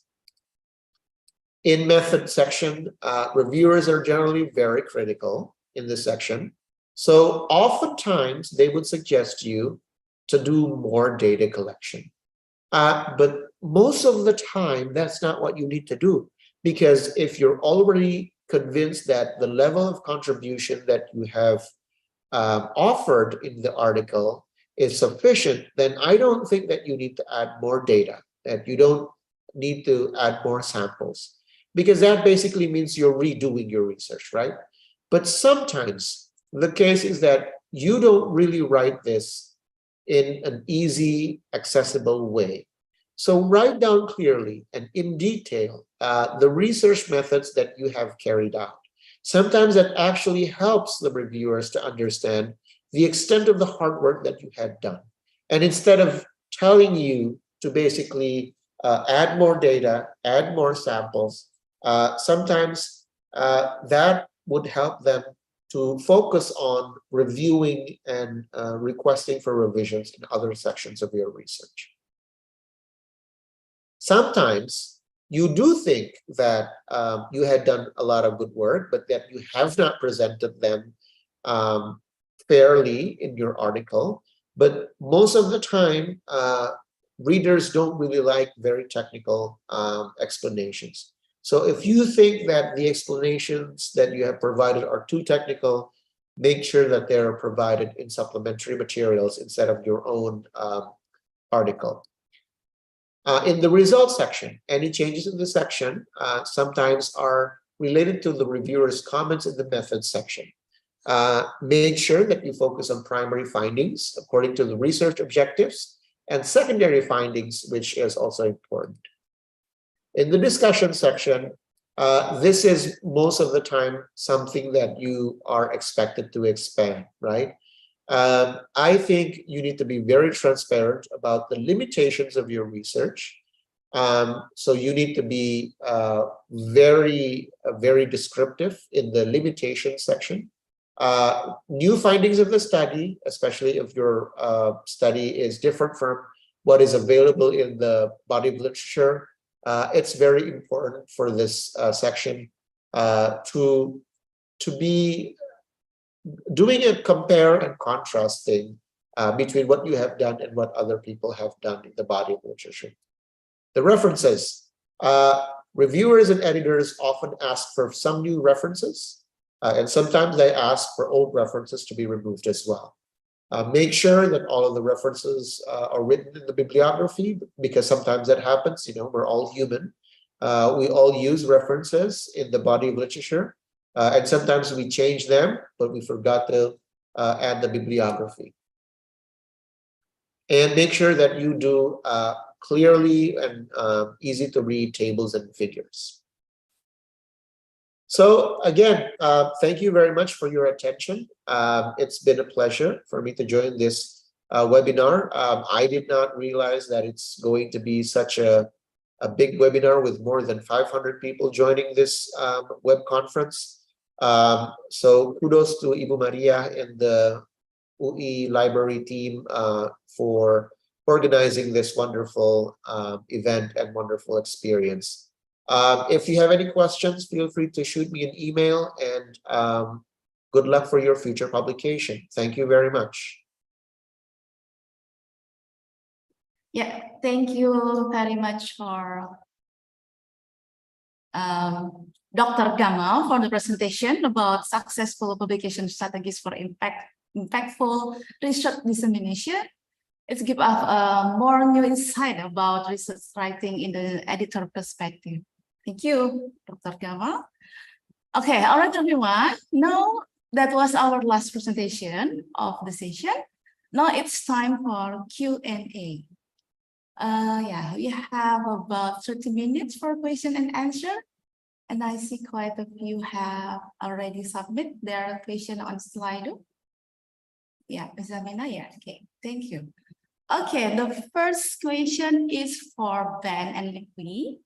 Yeah, how can researchers effectively structure their manuscripts to enhance the clarity and logical flow of their research finding, ultimately increasing their chance of getting published in reputable journal, especially for beginner and never published in reputable journal before? Okay. This for Siska, UIN, Mahmud Yunus Batu Sangku. Yeah, Ben and Levi, you can answer this question. Yeah. Ben here, right? Thank you for your question, Siska. Right. While I have some answers, I don't think that I'm really the expert in answering this question, right? Hearing Taufik and Gamal's presentation, I hear their answer to your question. All right. Personally, what I have is common wisdom. In other words, is to read a lot of research papers, especially the ones in reputable journals. Yeah, but also taking into account what Taufik and Gamal has said, right? It is also to intelligently look at the type of journals which publish the kind of research which you are working on, right? And take a look at their style of writing, whether it is written in American or British English, right? Whether they require more technicalities or language which is more accessible. I would also like to extend, this question to our fellow panels, including Liqui and Taufik and Gamal, to answer this question.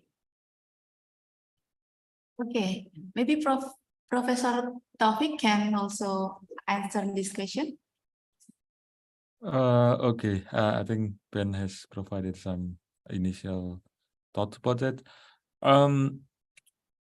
Well, I used to say to my students or researchers that a good paper should have one primary message, one strong message to deliver to the readers. Yeah. So often, like common mistakes done by many researchers are they are just focused on what they are doing. Okay, what they are doing. They are not creating stories about why they are doing that. I think it has to be clear first, what's the problem that we are trying to do, and that has to be sufficiently technical.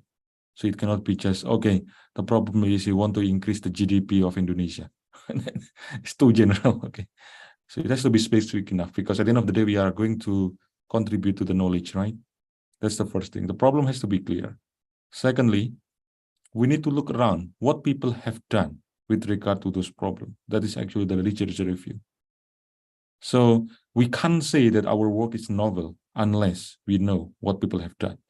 And then we have to review those things, not 10 years ago, but recently, like 1 to maximum 3 years from what we are now. So it's clear, yeah? So problem, what people have done. From what people have done, we can find the knowledge gaps. So in those work, we can identify what has not been done, or what assumption being used that are not actually realistic, they are not actually correct, let's say.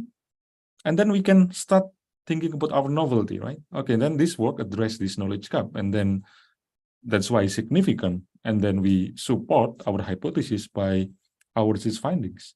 So that should be like, you know, like the flow. So like we are telling the story. We cannot just tell, okay, we do this experiment, we got this result.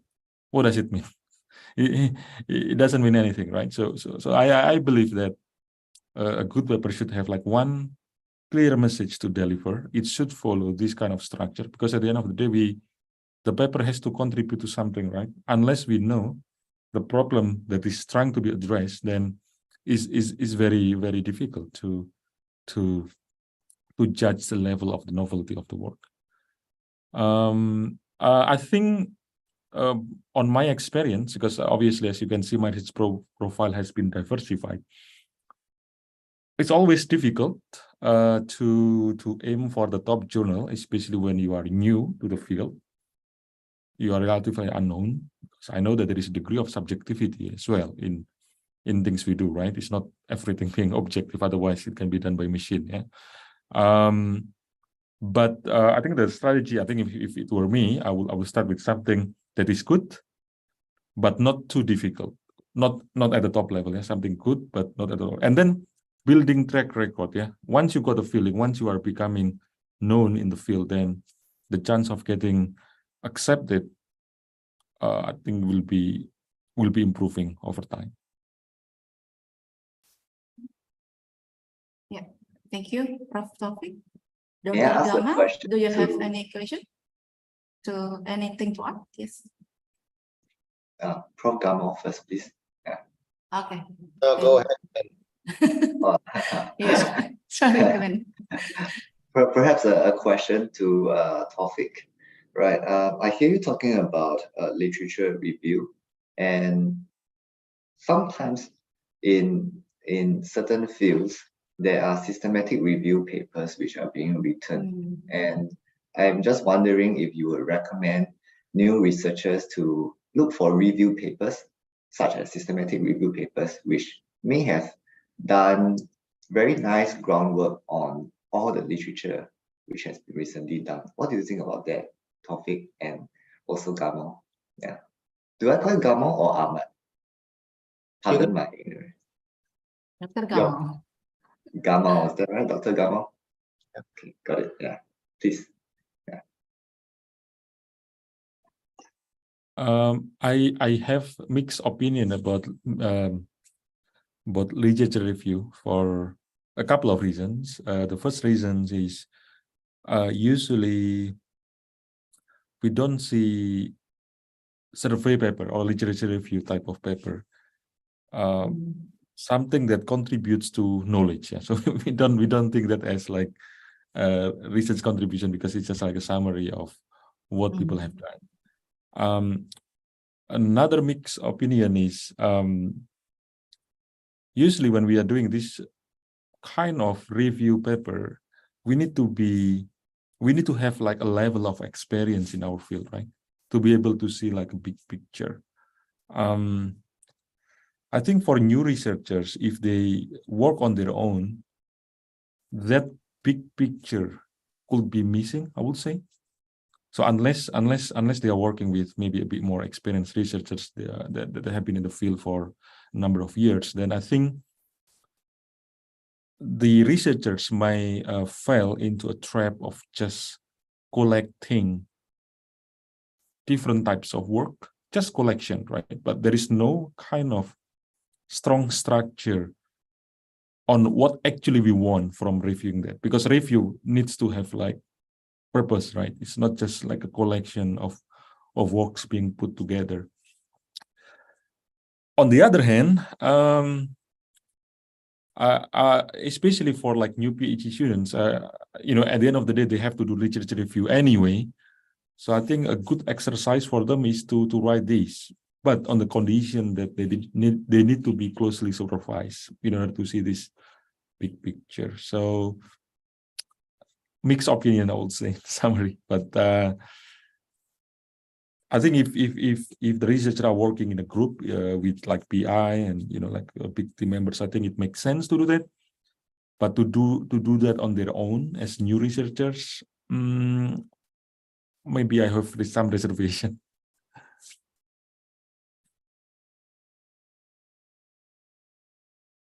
Thank you. Yeah. Dr. Gamal, do you have anything to add to the question?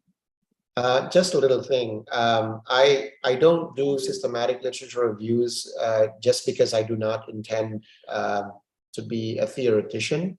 But I appreciate those who do make literature reviews and systematic reviews, because it actually helps more junior academics to basically understand the way the body of literature is structured.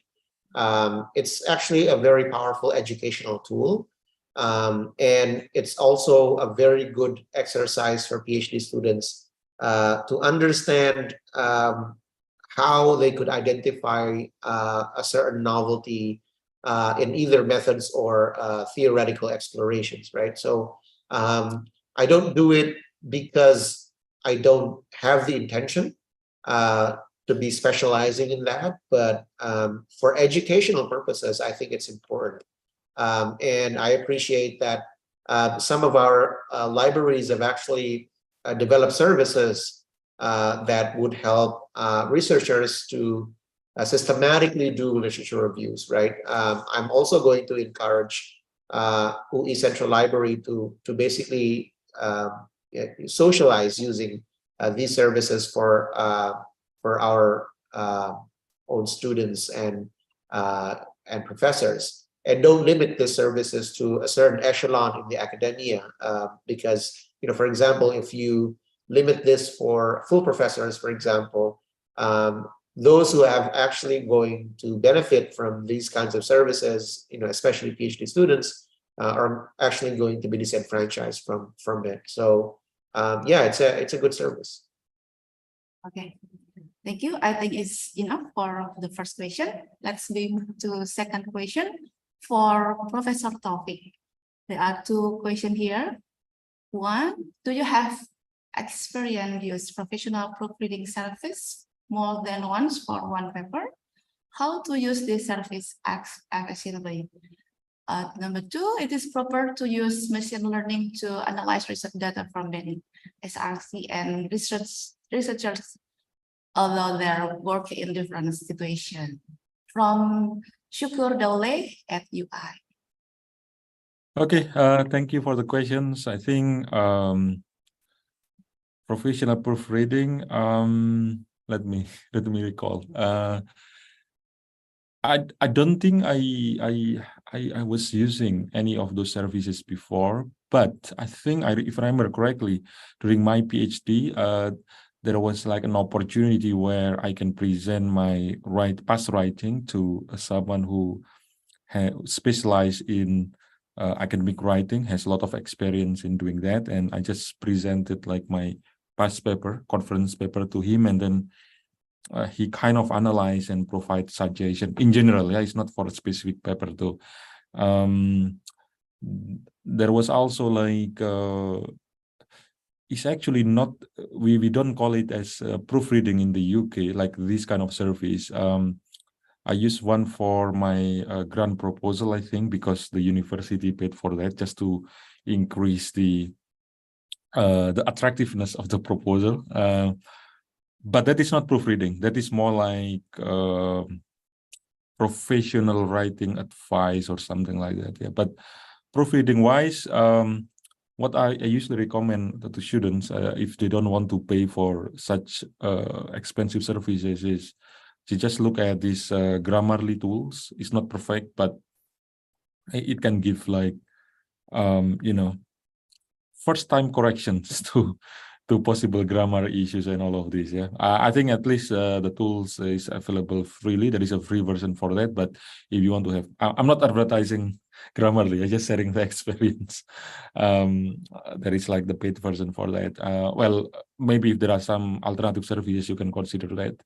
But I think to pick up like a good writing skills, it need to be like dialogues between us and our mentor, let's say, or supervisor. So it's not just we use this and that's it. No, dialogue. And when we got feedback from the supervisor, it doesn't mean that we only need to address the feedback, but we need to take the feedback for our future writing as well. Yeah. So by the time we know more or less like what our mentor or supervisor wants, and that's actually linked to my presentation earlier, is to pick up a good role model.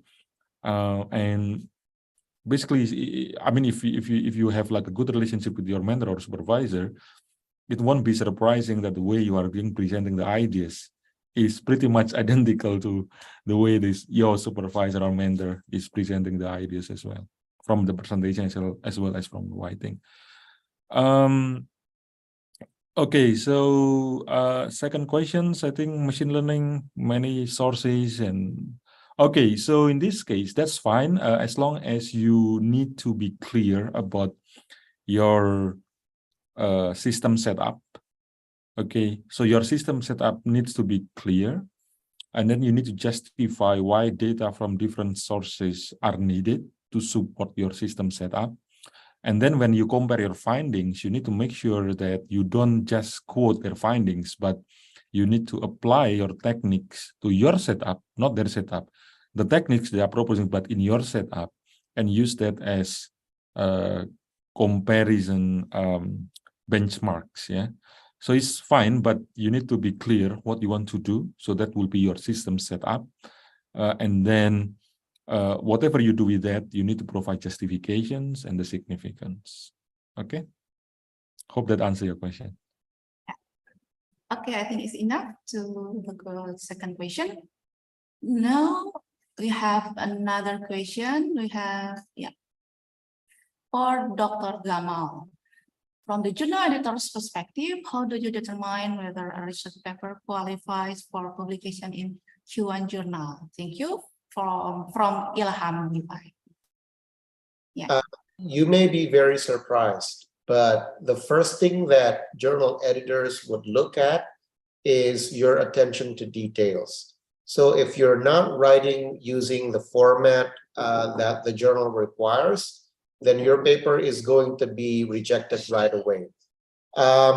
So make sure that you actually pay attention to those details, right? Formatting,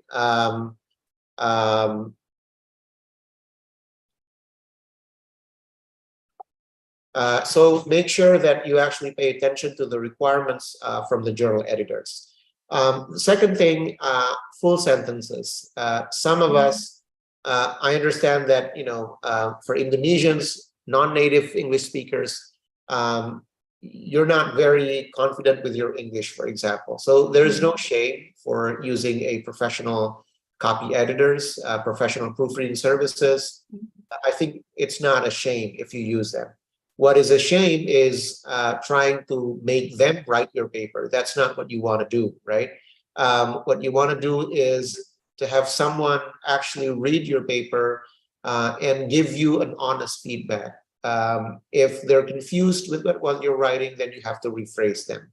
If they think some sentences can be rewritten to clarify your intention, then you have to do that. So if you want to use professional editing service, then go ahead. I myself do not use that because my experience has been very spotty.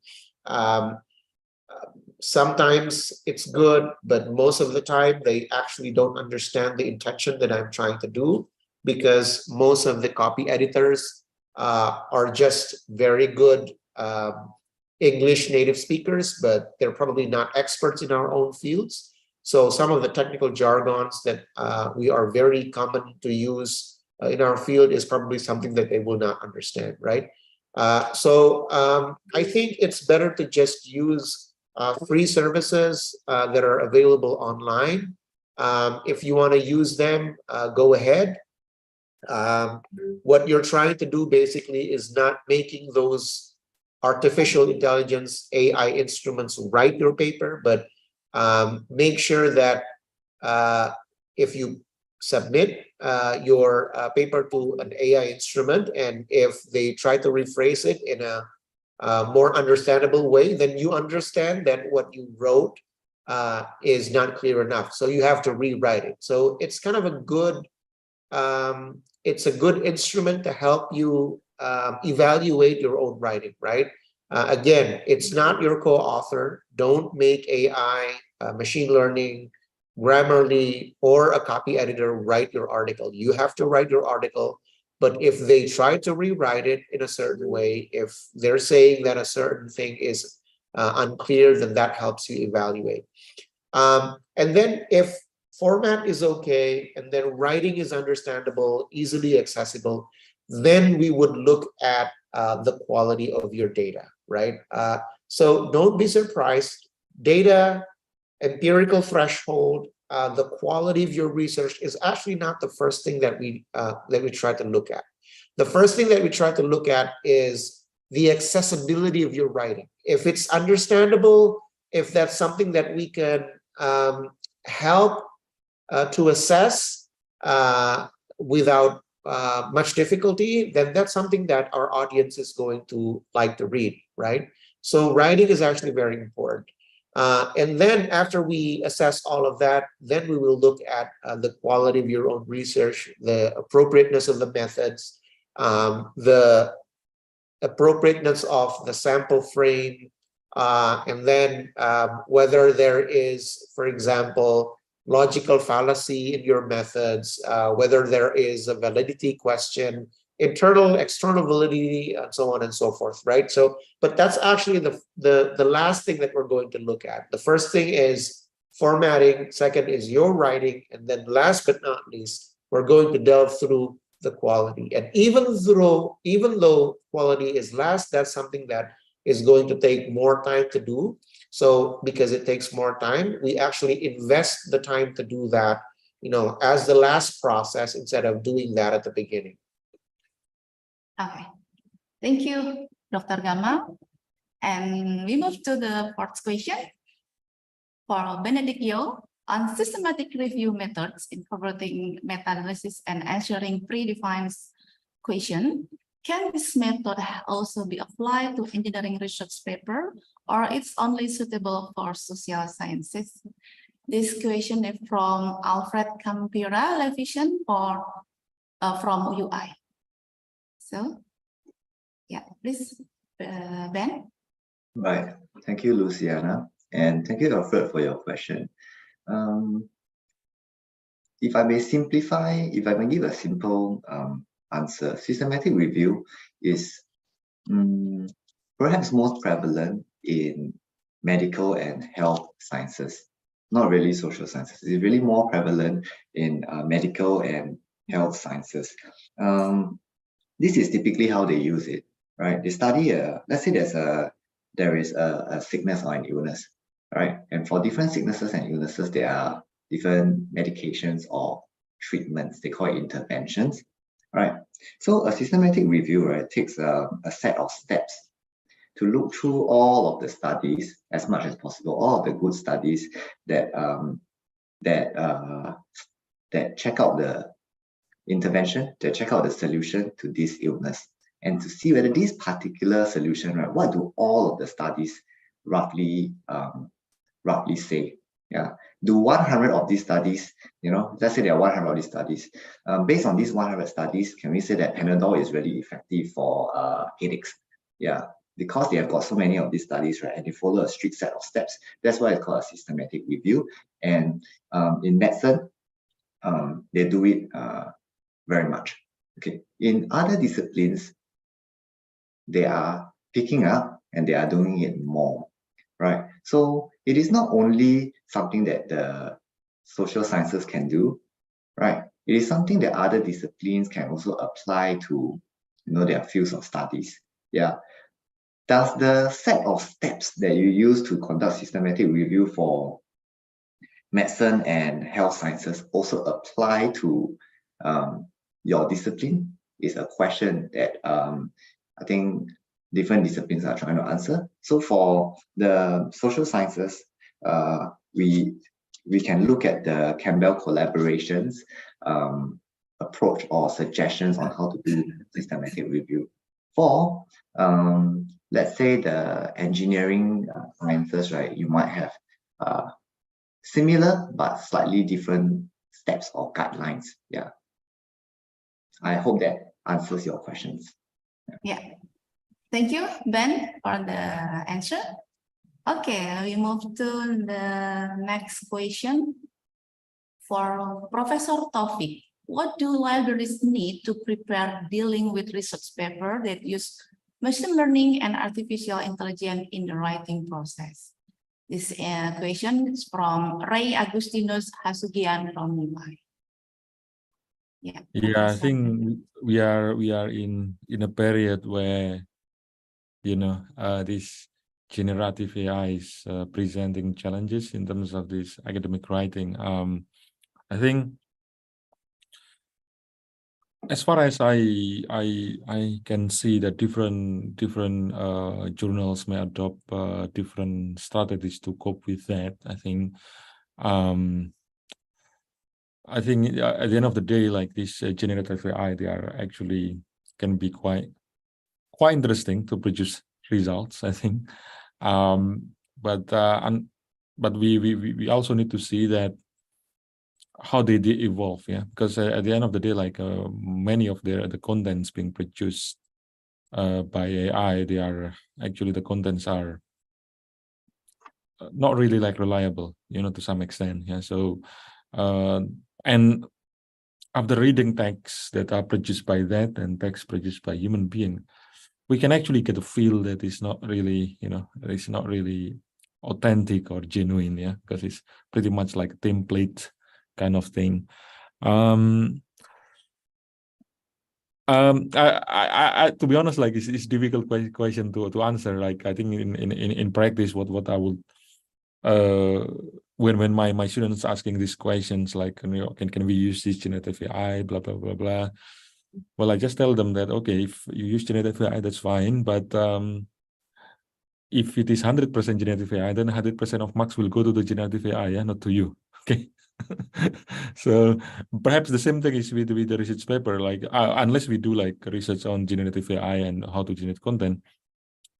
At the end of the day, we talk about novelty, right? And novelty, I don't think we are at a level where generative AI can produce that level of novelty. Ideas, novelty are at the moment, I'm not sure in the next 5, 10, 15 years, whether it's going to be true or not. But at the moment, ideas generated by human are more genuine, I think.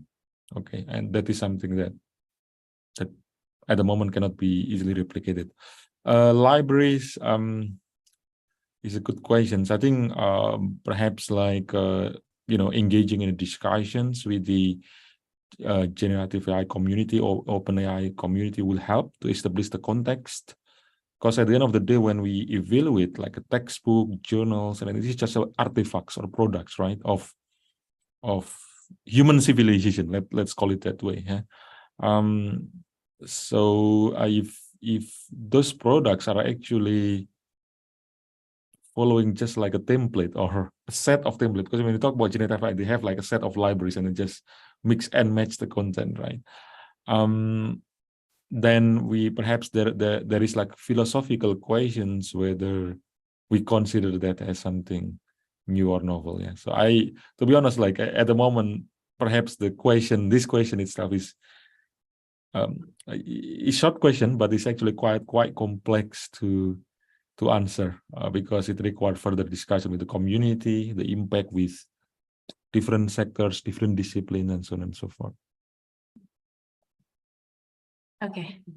Thank you, Prof. Taufik. I think it's clear enough here for Ray Agustinus Hasukian. We now move to the fourth question for Dr. Ahmad Gamal. To what extent do current research writing best practices effectively address issue of bias, inclusivity, and transparency? This question from Ebrima Jata from UI. Yeah, Prof. Gamal. This is a very difficult question to answer.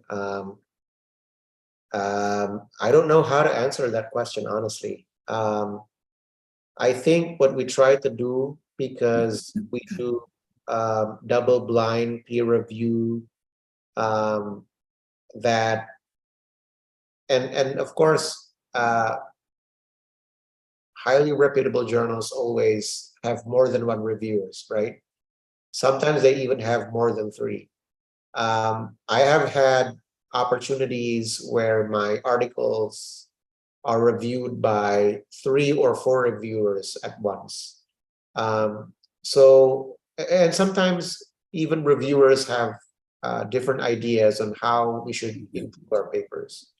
So I think we have a completely diverse opinions on our work before we publish in a particular journal. That double-blind peer review process is, I think, the gold standard. And I think that helps in alleviating, maybe not eliminating, but at least alleviating the issues of bias and exclusivity. And because of the review process, then you have to be very transparent about your research method as well. That being said, I do not believe that all published articles are void of bias. And to a certain extent, I don't believe that bias is something that is bad as well. So for example, in the past, I did a lot of work on poverty alleviation. So I would be very transparent about my research by first saying that I do believe that poverty alleviation policies is important. And my work is probably going to be more accessible and more acceptable in places like Indonesia or India. Whereas if I publish in the US, because of a very different politics, because of how the politics of poverty and the views towards poor people is very different from what we have here in Indonesia, people would probably accept this differently, right? Or maybe do not accept the views, my views on poverty alleviation policies. So I do not believe that even though we have that blind, double-blind peer reviews, that every published articles is going to be void of bias. To a certain extent, I'm going to say that a certain bias is necessary. A certain bias is always going to be there. And as long as you're being transparent about your own biases, because you use assumptions, right? Especially if you work in social science, then you use some forms of assumptions. And this is also true even if you work in hard science, because if you work with physics, for example, if you use a certain kind of frameworks, then you're going to get different results, right? So bias is not all bad. What you need to avoid is not being transparent about your assumptions. And because you're not being transparent about your assumptions, then you're leading people to believe something that is based on a certain assumption, that a certain finding is modeled into your research. And because a certain bias is modeled to your research and your methodologies, then your output, your finding is not reflective of the general consensus. That is something that is dangerous. But other than that, I think it's not something that you can avoid as a human being. I hope that answers your question. Okay. Professor Taufik, do you have anything to add?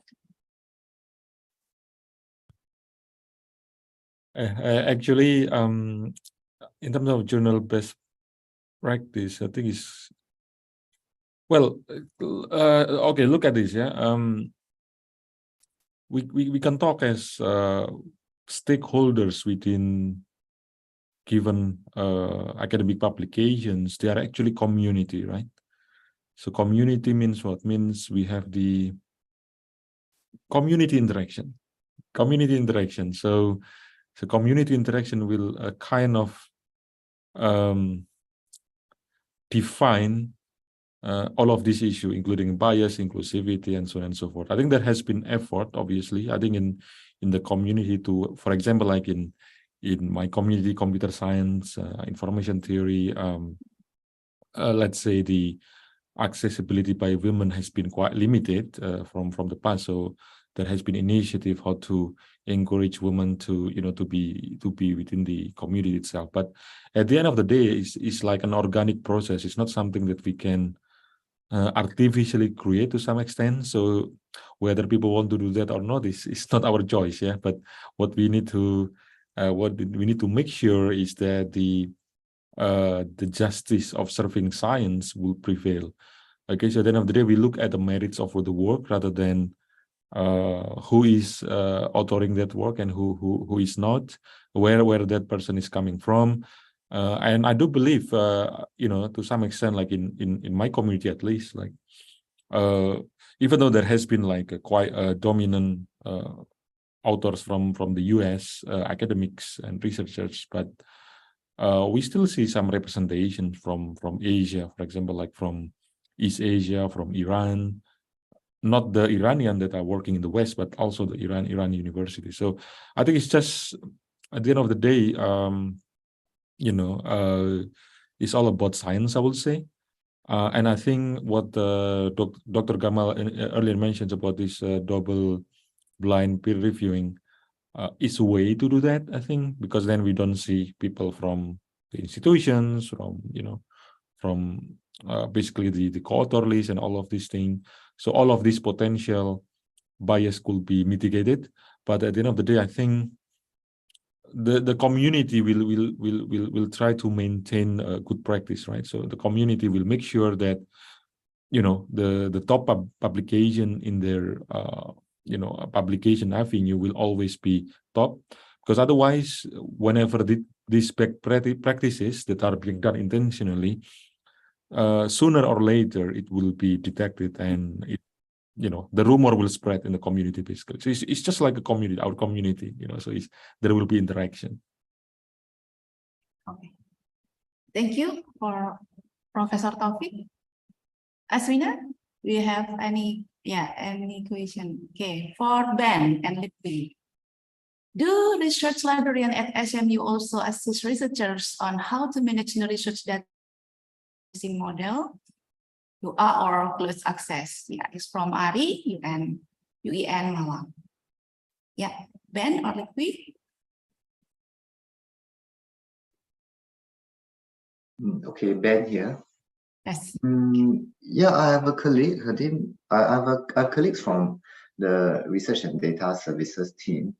They do advise on how researchers can manage their research data, and also where to place their research data, right? So that is a simple yes. Yeah, that's a simple yes question. Yes answer to your question. And on publishing model, we put out information on open access. We share with our community what are the different kinds of open access and the types of open access deals that we are having with various publishers right now. Yeah, but do we actively advise them which model to choose? Not really in that sense. We share with them what's the maybe benefits of open access publishing, and we share with them the journals whose deals we have for Go Access publishing. Yeah, and we let them know, okay, open access publishing means that everyone can access your paper. They don't really have to hide behind a paywall. In some sense, there is some studies have suggested that this is better for citations and research impact. Yeah, so based on the information we provide to them and letting them know that, okay, these are the deals that we have for your community. Yeah, let's say for Cambridge University Press, it is a little bit more social sciences. It favors the social science research. It's good for social science researchers. They have the option to publish in the publishers that we are working with. Yeah. Let me know if this answers your question, Ari. Yeah, and Li Hui, please feel free to come in if you have got some information to add. Yeah. Li Hui, do you have anything to add? Yes, I agree with Ben that we have a RDR, what we call the research data repository. It is handled by one of our SMU libraries department called the Research Data Services department or team. Yeah, in terms of a publishing model, yeah, if the researcher intends to publish open access, then we have available so-called what do you call that, a model. Yeah, of course, this is subject to the kind of a discipline, like for certain publication or journals, is only for certain kind of a discipline, right? So far at the moment we have ACM, open access, and we have the Cambridge OP, right? Open access publishing. So at the moment where the researchers are enjoying, so-called like complementary publication in this open access model, yeah, without having to really incur the article processing charge, APC, so to speak. Yeah, in short, we do advise our researchers on this as well. Yes, thank you. Thank you, Ben and Hui. I think it's clear enough for Arya, our Arya for UGN Malang. So maybe it is the last question for this session.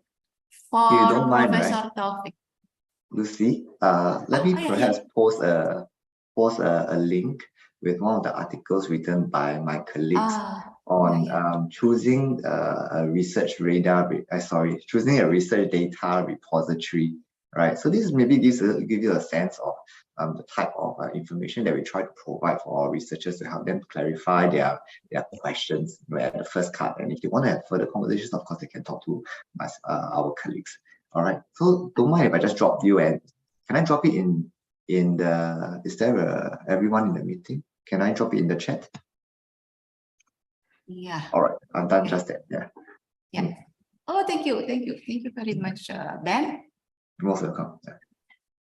Okay, yeah, this is our last question for Professor Taufik. What are you doing when you don't have idea for research or have too many different ideas for research? From Filianti Rizky Utami. Right. Short answer for the first part of the question is find inspiration, obviously. I think how to find inspiration, right? I think if I remember correctly, my academic journey, I think it has changed from time to time, depending on where you are at your career. If you are still within level of like being students or research assistants, the way to find inspiration is by looking at what are the maybe model or top people in your field are doing at the moment. So you can kind of guess the direction of their research. And then do a lot of readings, yeah, a lot of readings in the area of research, because reading will give you a lot of inspiration, ideas, including understanding state of the art, the knowledge gaps, and all of these things. And so again, linking to what I was saying earlier, I think the most important thing is to be able to generate ideas from these research gaps once you know which problem that you are trying to work on. And then from there you read. So that reading will give you a lot of ideas, and hopefully one of those ideas can be selected. Yeah. So find inspiration, and maybe for early career researchers, the way to do that is doing the reading around and maybe listening to some talk. Yeah. So that's why for students, I think I always encourage not to be just sitting on the desk. So research is not about sitting on the desk. It's about going out, talking to experts, listening to their talks, reading resources, and so on and so forth. That is the first part of the questions, I think. Obviously, as you progress your career, things could change. Yeah. For example, if you are asking me now, okay, so perhaps like the second part of the question are more relevant. So too many ideas for research. So if we have too many ideas for research, then we are maybe at the stage of building research group, right? And in order to build a good research group, then we need to have funding. Why? Because with funding, we can recruit our research assistants, and each of the assistants can do one of the idea, okay? So in order to do this idea, then in order to execute all of those interesting ideas, we need to have funding, and then we need to have assistants to work with us. So that's why if we are aspired to be an academia, I don't think it's enough to just sit down on our own, just to do the research on our own, because we are not going to be forever researcher, right? Forever PhD student, right? At some point we have to stop, and we have to move on, and then we can move on once we start taking a bit more responsibility, generating resources, generating funding to fund what we want to do, and that will actually expand our impact, not just for us, but also for other people. So in a way, like, you will be in a transition from just being the executor, from just being the first author, to become the one responsible for project, to the one that will become the last author. Hope that answer your question. Okay, thank you, Professor Taufik. All right, everyone, now we have come to the end of the Q&A session. For the remaining question, we apologize. Unfortunately, we can answer all of your questions today. So this is for the question. In the final 5 minutes, I would like to ask to our speaker for their final thoughts or closing statement. Yeah, maybe Dr. Gamal will be the first, then Professor Taufik, and Ben and Lipli. Okay. Yeah.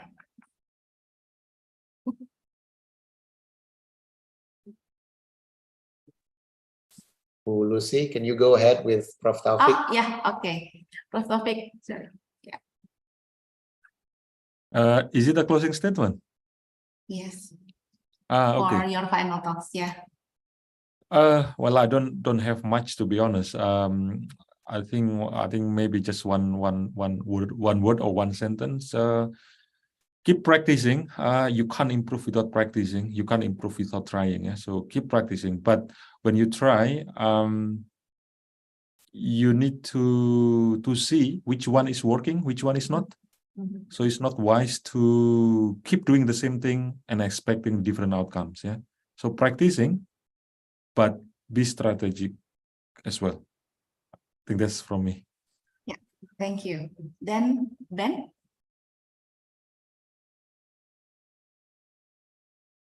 Right. Yeah.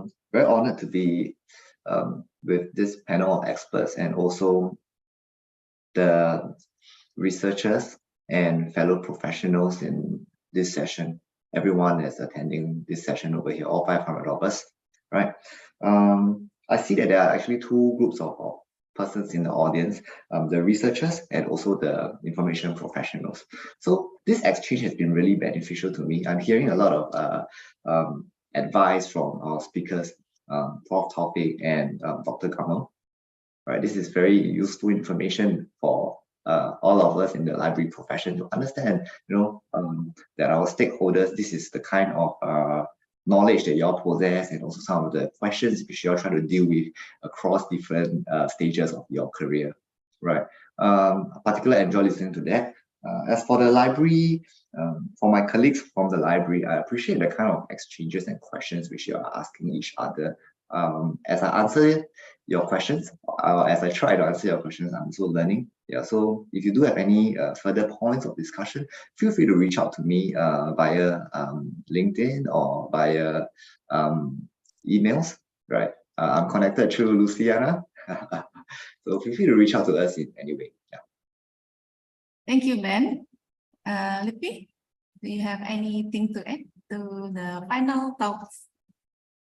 Yes, first of all, thank you very much for the opportunity, UI, and I'm very blessed to have the opportunity to share some of my work with you guys. And my last word will be in terms of accountancy and finance, accountancy and finance research. We are looking at, data being the backbone, and then the narrative, which is equally important. And then that's it. Yeah. Okay, thank you. Dr. Gamal?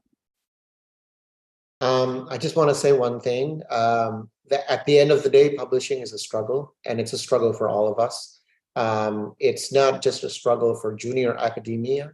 I think it's also a struggle for someone with a more senior position. I think there is no such thing as a tip and trick. You have to navigate through all of that struggle by trying to position yourself in someone else's position, right? If you understand the perspectives of journal editor, if you understand the perspective of reviewers, if you understand the perspective of audience, then you can produce something that is more accessible for them. At the end of the day, what you're trying to do is convey knowledge, convey the work that you have done, and make sure that it has an impact on the wider community. And that is far more important than just getting yourself published. Getting a publication out there is an instrument, a means to an end, an instrument of dissemination of your own research, and you making sure that you get your findings out there is far more important than just getting more papers to be published. Hopefully this has been useful, and echoing Ben, I think I'll be very happy to answer questions if you shoot me an email. So thank you again for this wonderful opportunity to talk in this morning. With the closing statement from our speaker, we have reached at the end of our session now. On behalf of the webinar committee, I would like to thank Professor Taufik, Dr. Gamal, Ben, and Lippy for sharing your knowledge, expertise, and experience with us, and also for coming to the Universitas Indonesia, even though virtually. Hopefully, we can have opportunity to build a bit better networking and collaboration with all of you in the future. In the meantime, we hope you stay healthy and stay safe. Okay, so everyone, let's give a big applause to our speaker webinar today. Okay, thank you, Prof. Taufik, Mr. Benedict, Mr. Litwai, and Pak Kamal. This is very extraordinary material presented. Once again, thank you very much. Okay, everyone, thank you. Now, I would like to inform the participant that we have opened the attendance form. To fill out the attendance form, please go to bit.ly/wi1_attendance. Your e-certificate will be generated after filling out the attendance form. The attendance link can be accessed until 3 p.m. Jakarta time. If you want to revisit today's material, the download link will be shared at the end of the webinar. So stay tuned, yeah. Okay, now we now go to the next session, the quiz session. I invite Miss Dita to guide our quiz today. There will be 3 exclusive souvenirs for UI library for 3 lucky numbers. Okay, let's start, Miss Dita. All right, thank you so much, Miss Vita, for the amazing webinar and for the introduction. Hello, everyone. Welcome to the quiz session of the webinar. And in this session, you will have an opportunity to win exclusive souvenirs from UI Library. And my name is Dita. I will be your quiz host for today. All right. All right, everyone. Do you hear that? This is our quiz link. So to have the opportunity to win our exclusive souvenirs, it's very easy and very simple. All you have to do is click the link shown on screen. The link is joinmyquiz.com and enter the game code shown on screen. It's 643730. All right, everyone. Once again, the link of the quiz is joinmyquiz.com and you can enter the game code 643730. All right. So hello, everyone, and we already have some of our participants here. And if you are watching on YouTube, hello, YouTube. You can also join the quiz. You can go to the link shown on screen, or you can also click the link in chat. All right.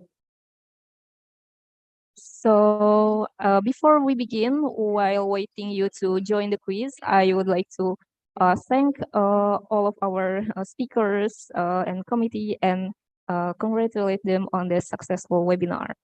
Also, a quick note before we begin, if you have previously won one of our contest or quiz, maybe please sit this one out or do not participate again because we want to give the others an opportunity to win this time, okay? We appreciate and we value everyone's enthusiasm, but we want to create a fair and inclusive competitive environment. All right. So we already have 103 participants. Okay, Intan, maybe we can start the quiz. All right. All right, everyone, I'm so excited to see what the first question is. Okay, so the first question is, to publish an article, how many papers can we cite from the target journals? All right, so this one is the questions about the writing. So when you write an article, you will have to cite from the targeted journals to improve your opportunity to be accepted in the journals. All right, so time's up. Let's see the leaderboard. We have Fahri, Ray, and Ibadi Indra on the top 3. All right, so we will choose top 3 of this quiz to win our souvenirs. So everyone, if you are on the bottom of the leaderboard, don't worry, you will have 5 remaining questions. Okay, so this is the 3 areas of research librarian roles. Right, this is from the SMU session from Ben and Lively. So we have some changes on the leaderboard, and it proves that everything can still changes. Make sure you answer the question right and make sure you answer it fast to improve your opportunity to win the souvenirs. All right, this is also about research librarians. Okay, what are the strategic key roles of research librarians? All right, time's up, and we already have the same leaderboard, yeah? No changes on the top of the leaderboard.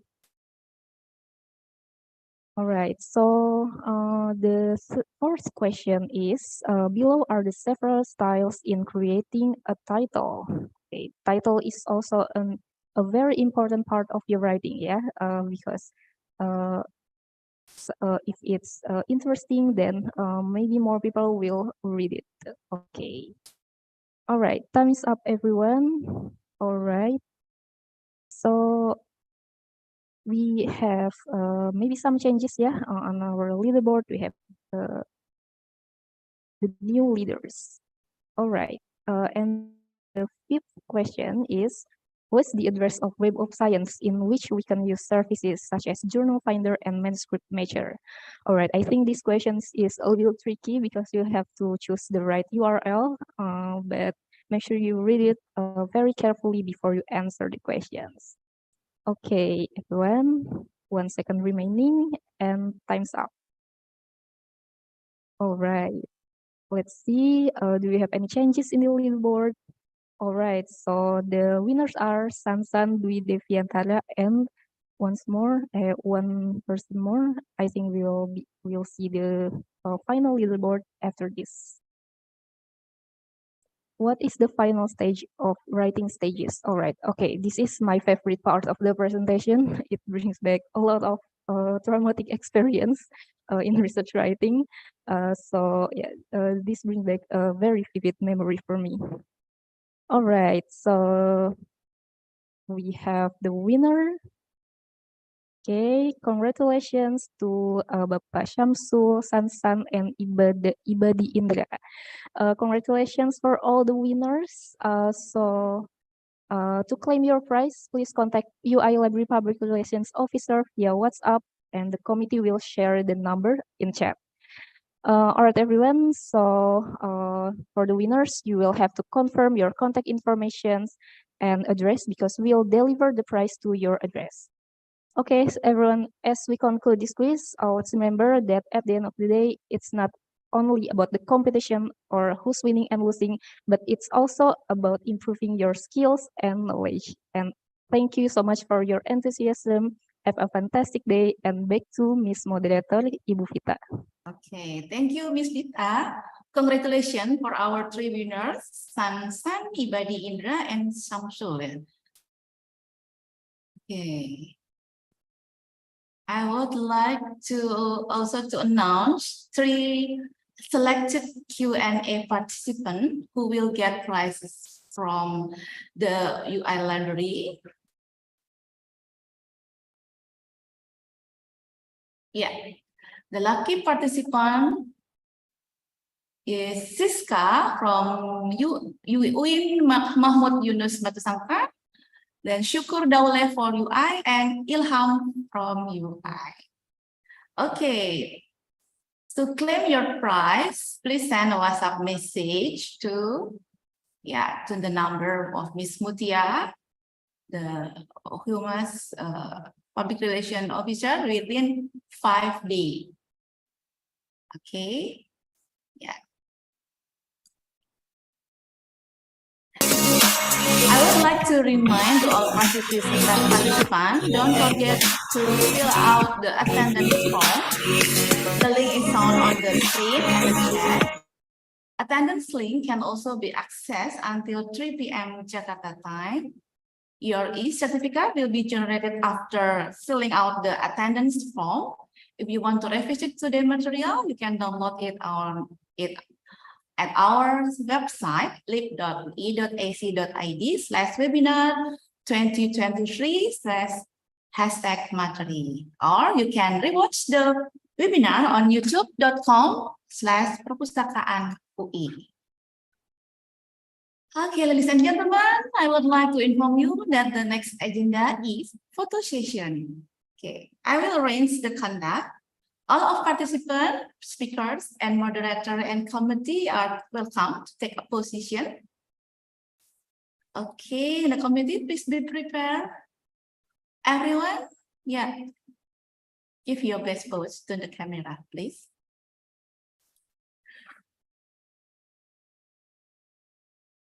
Okay, we start the photo session. Okay, please, Mr. Hamad and Hanafi. 1, 2, 3. Next. 1, 2, 3. Okay, thank you. Okay, thank you. Thank you, everyone. On behalf of Universitas Indonesia Library, we would like to say thank you for your active participation today, and have a great rest of your day. If you have any question, do not hesitate to contact us via email. pro.lib@ui.ac.id. Thank you for all who support this event, especially Sagung Seto, I Group, and IEEE. See you in another webinar. I'm Luciana Munevita, signing off. Wassalamualaikum warahmatullahi wabarakatuh. Good afternoon and salam literasi. Yeah, thank you. Thank you for everyone. Thank you, Ben, Likwi, Professor, and Dr. Jamal. Thank you. Terima kasih. Thank you, terima See kasih. you again You. in the next opportunity. Hello, everyone. Hope you enjoy this webinar.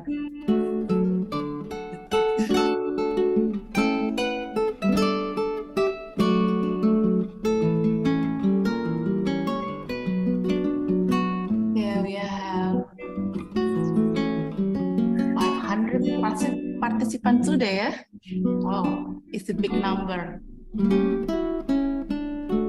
Thank you for the participation.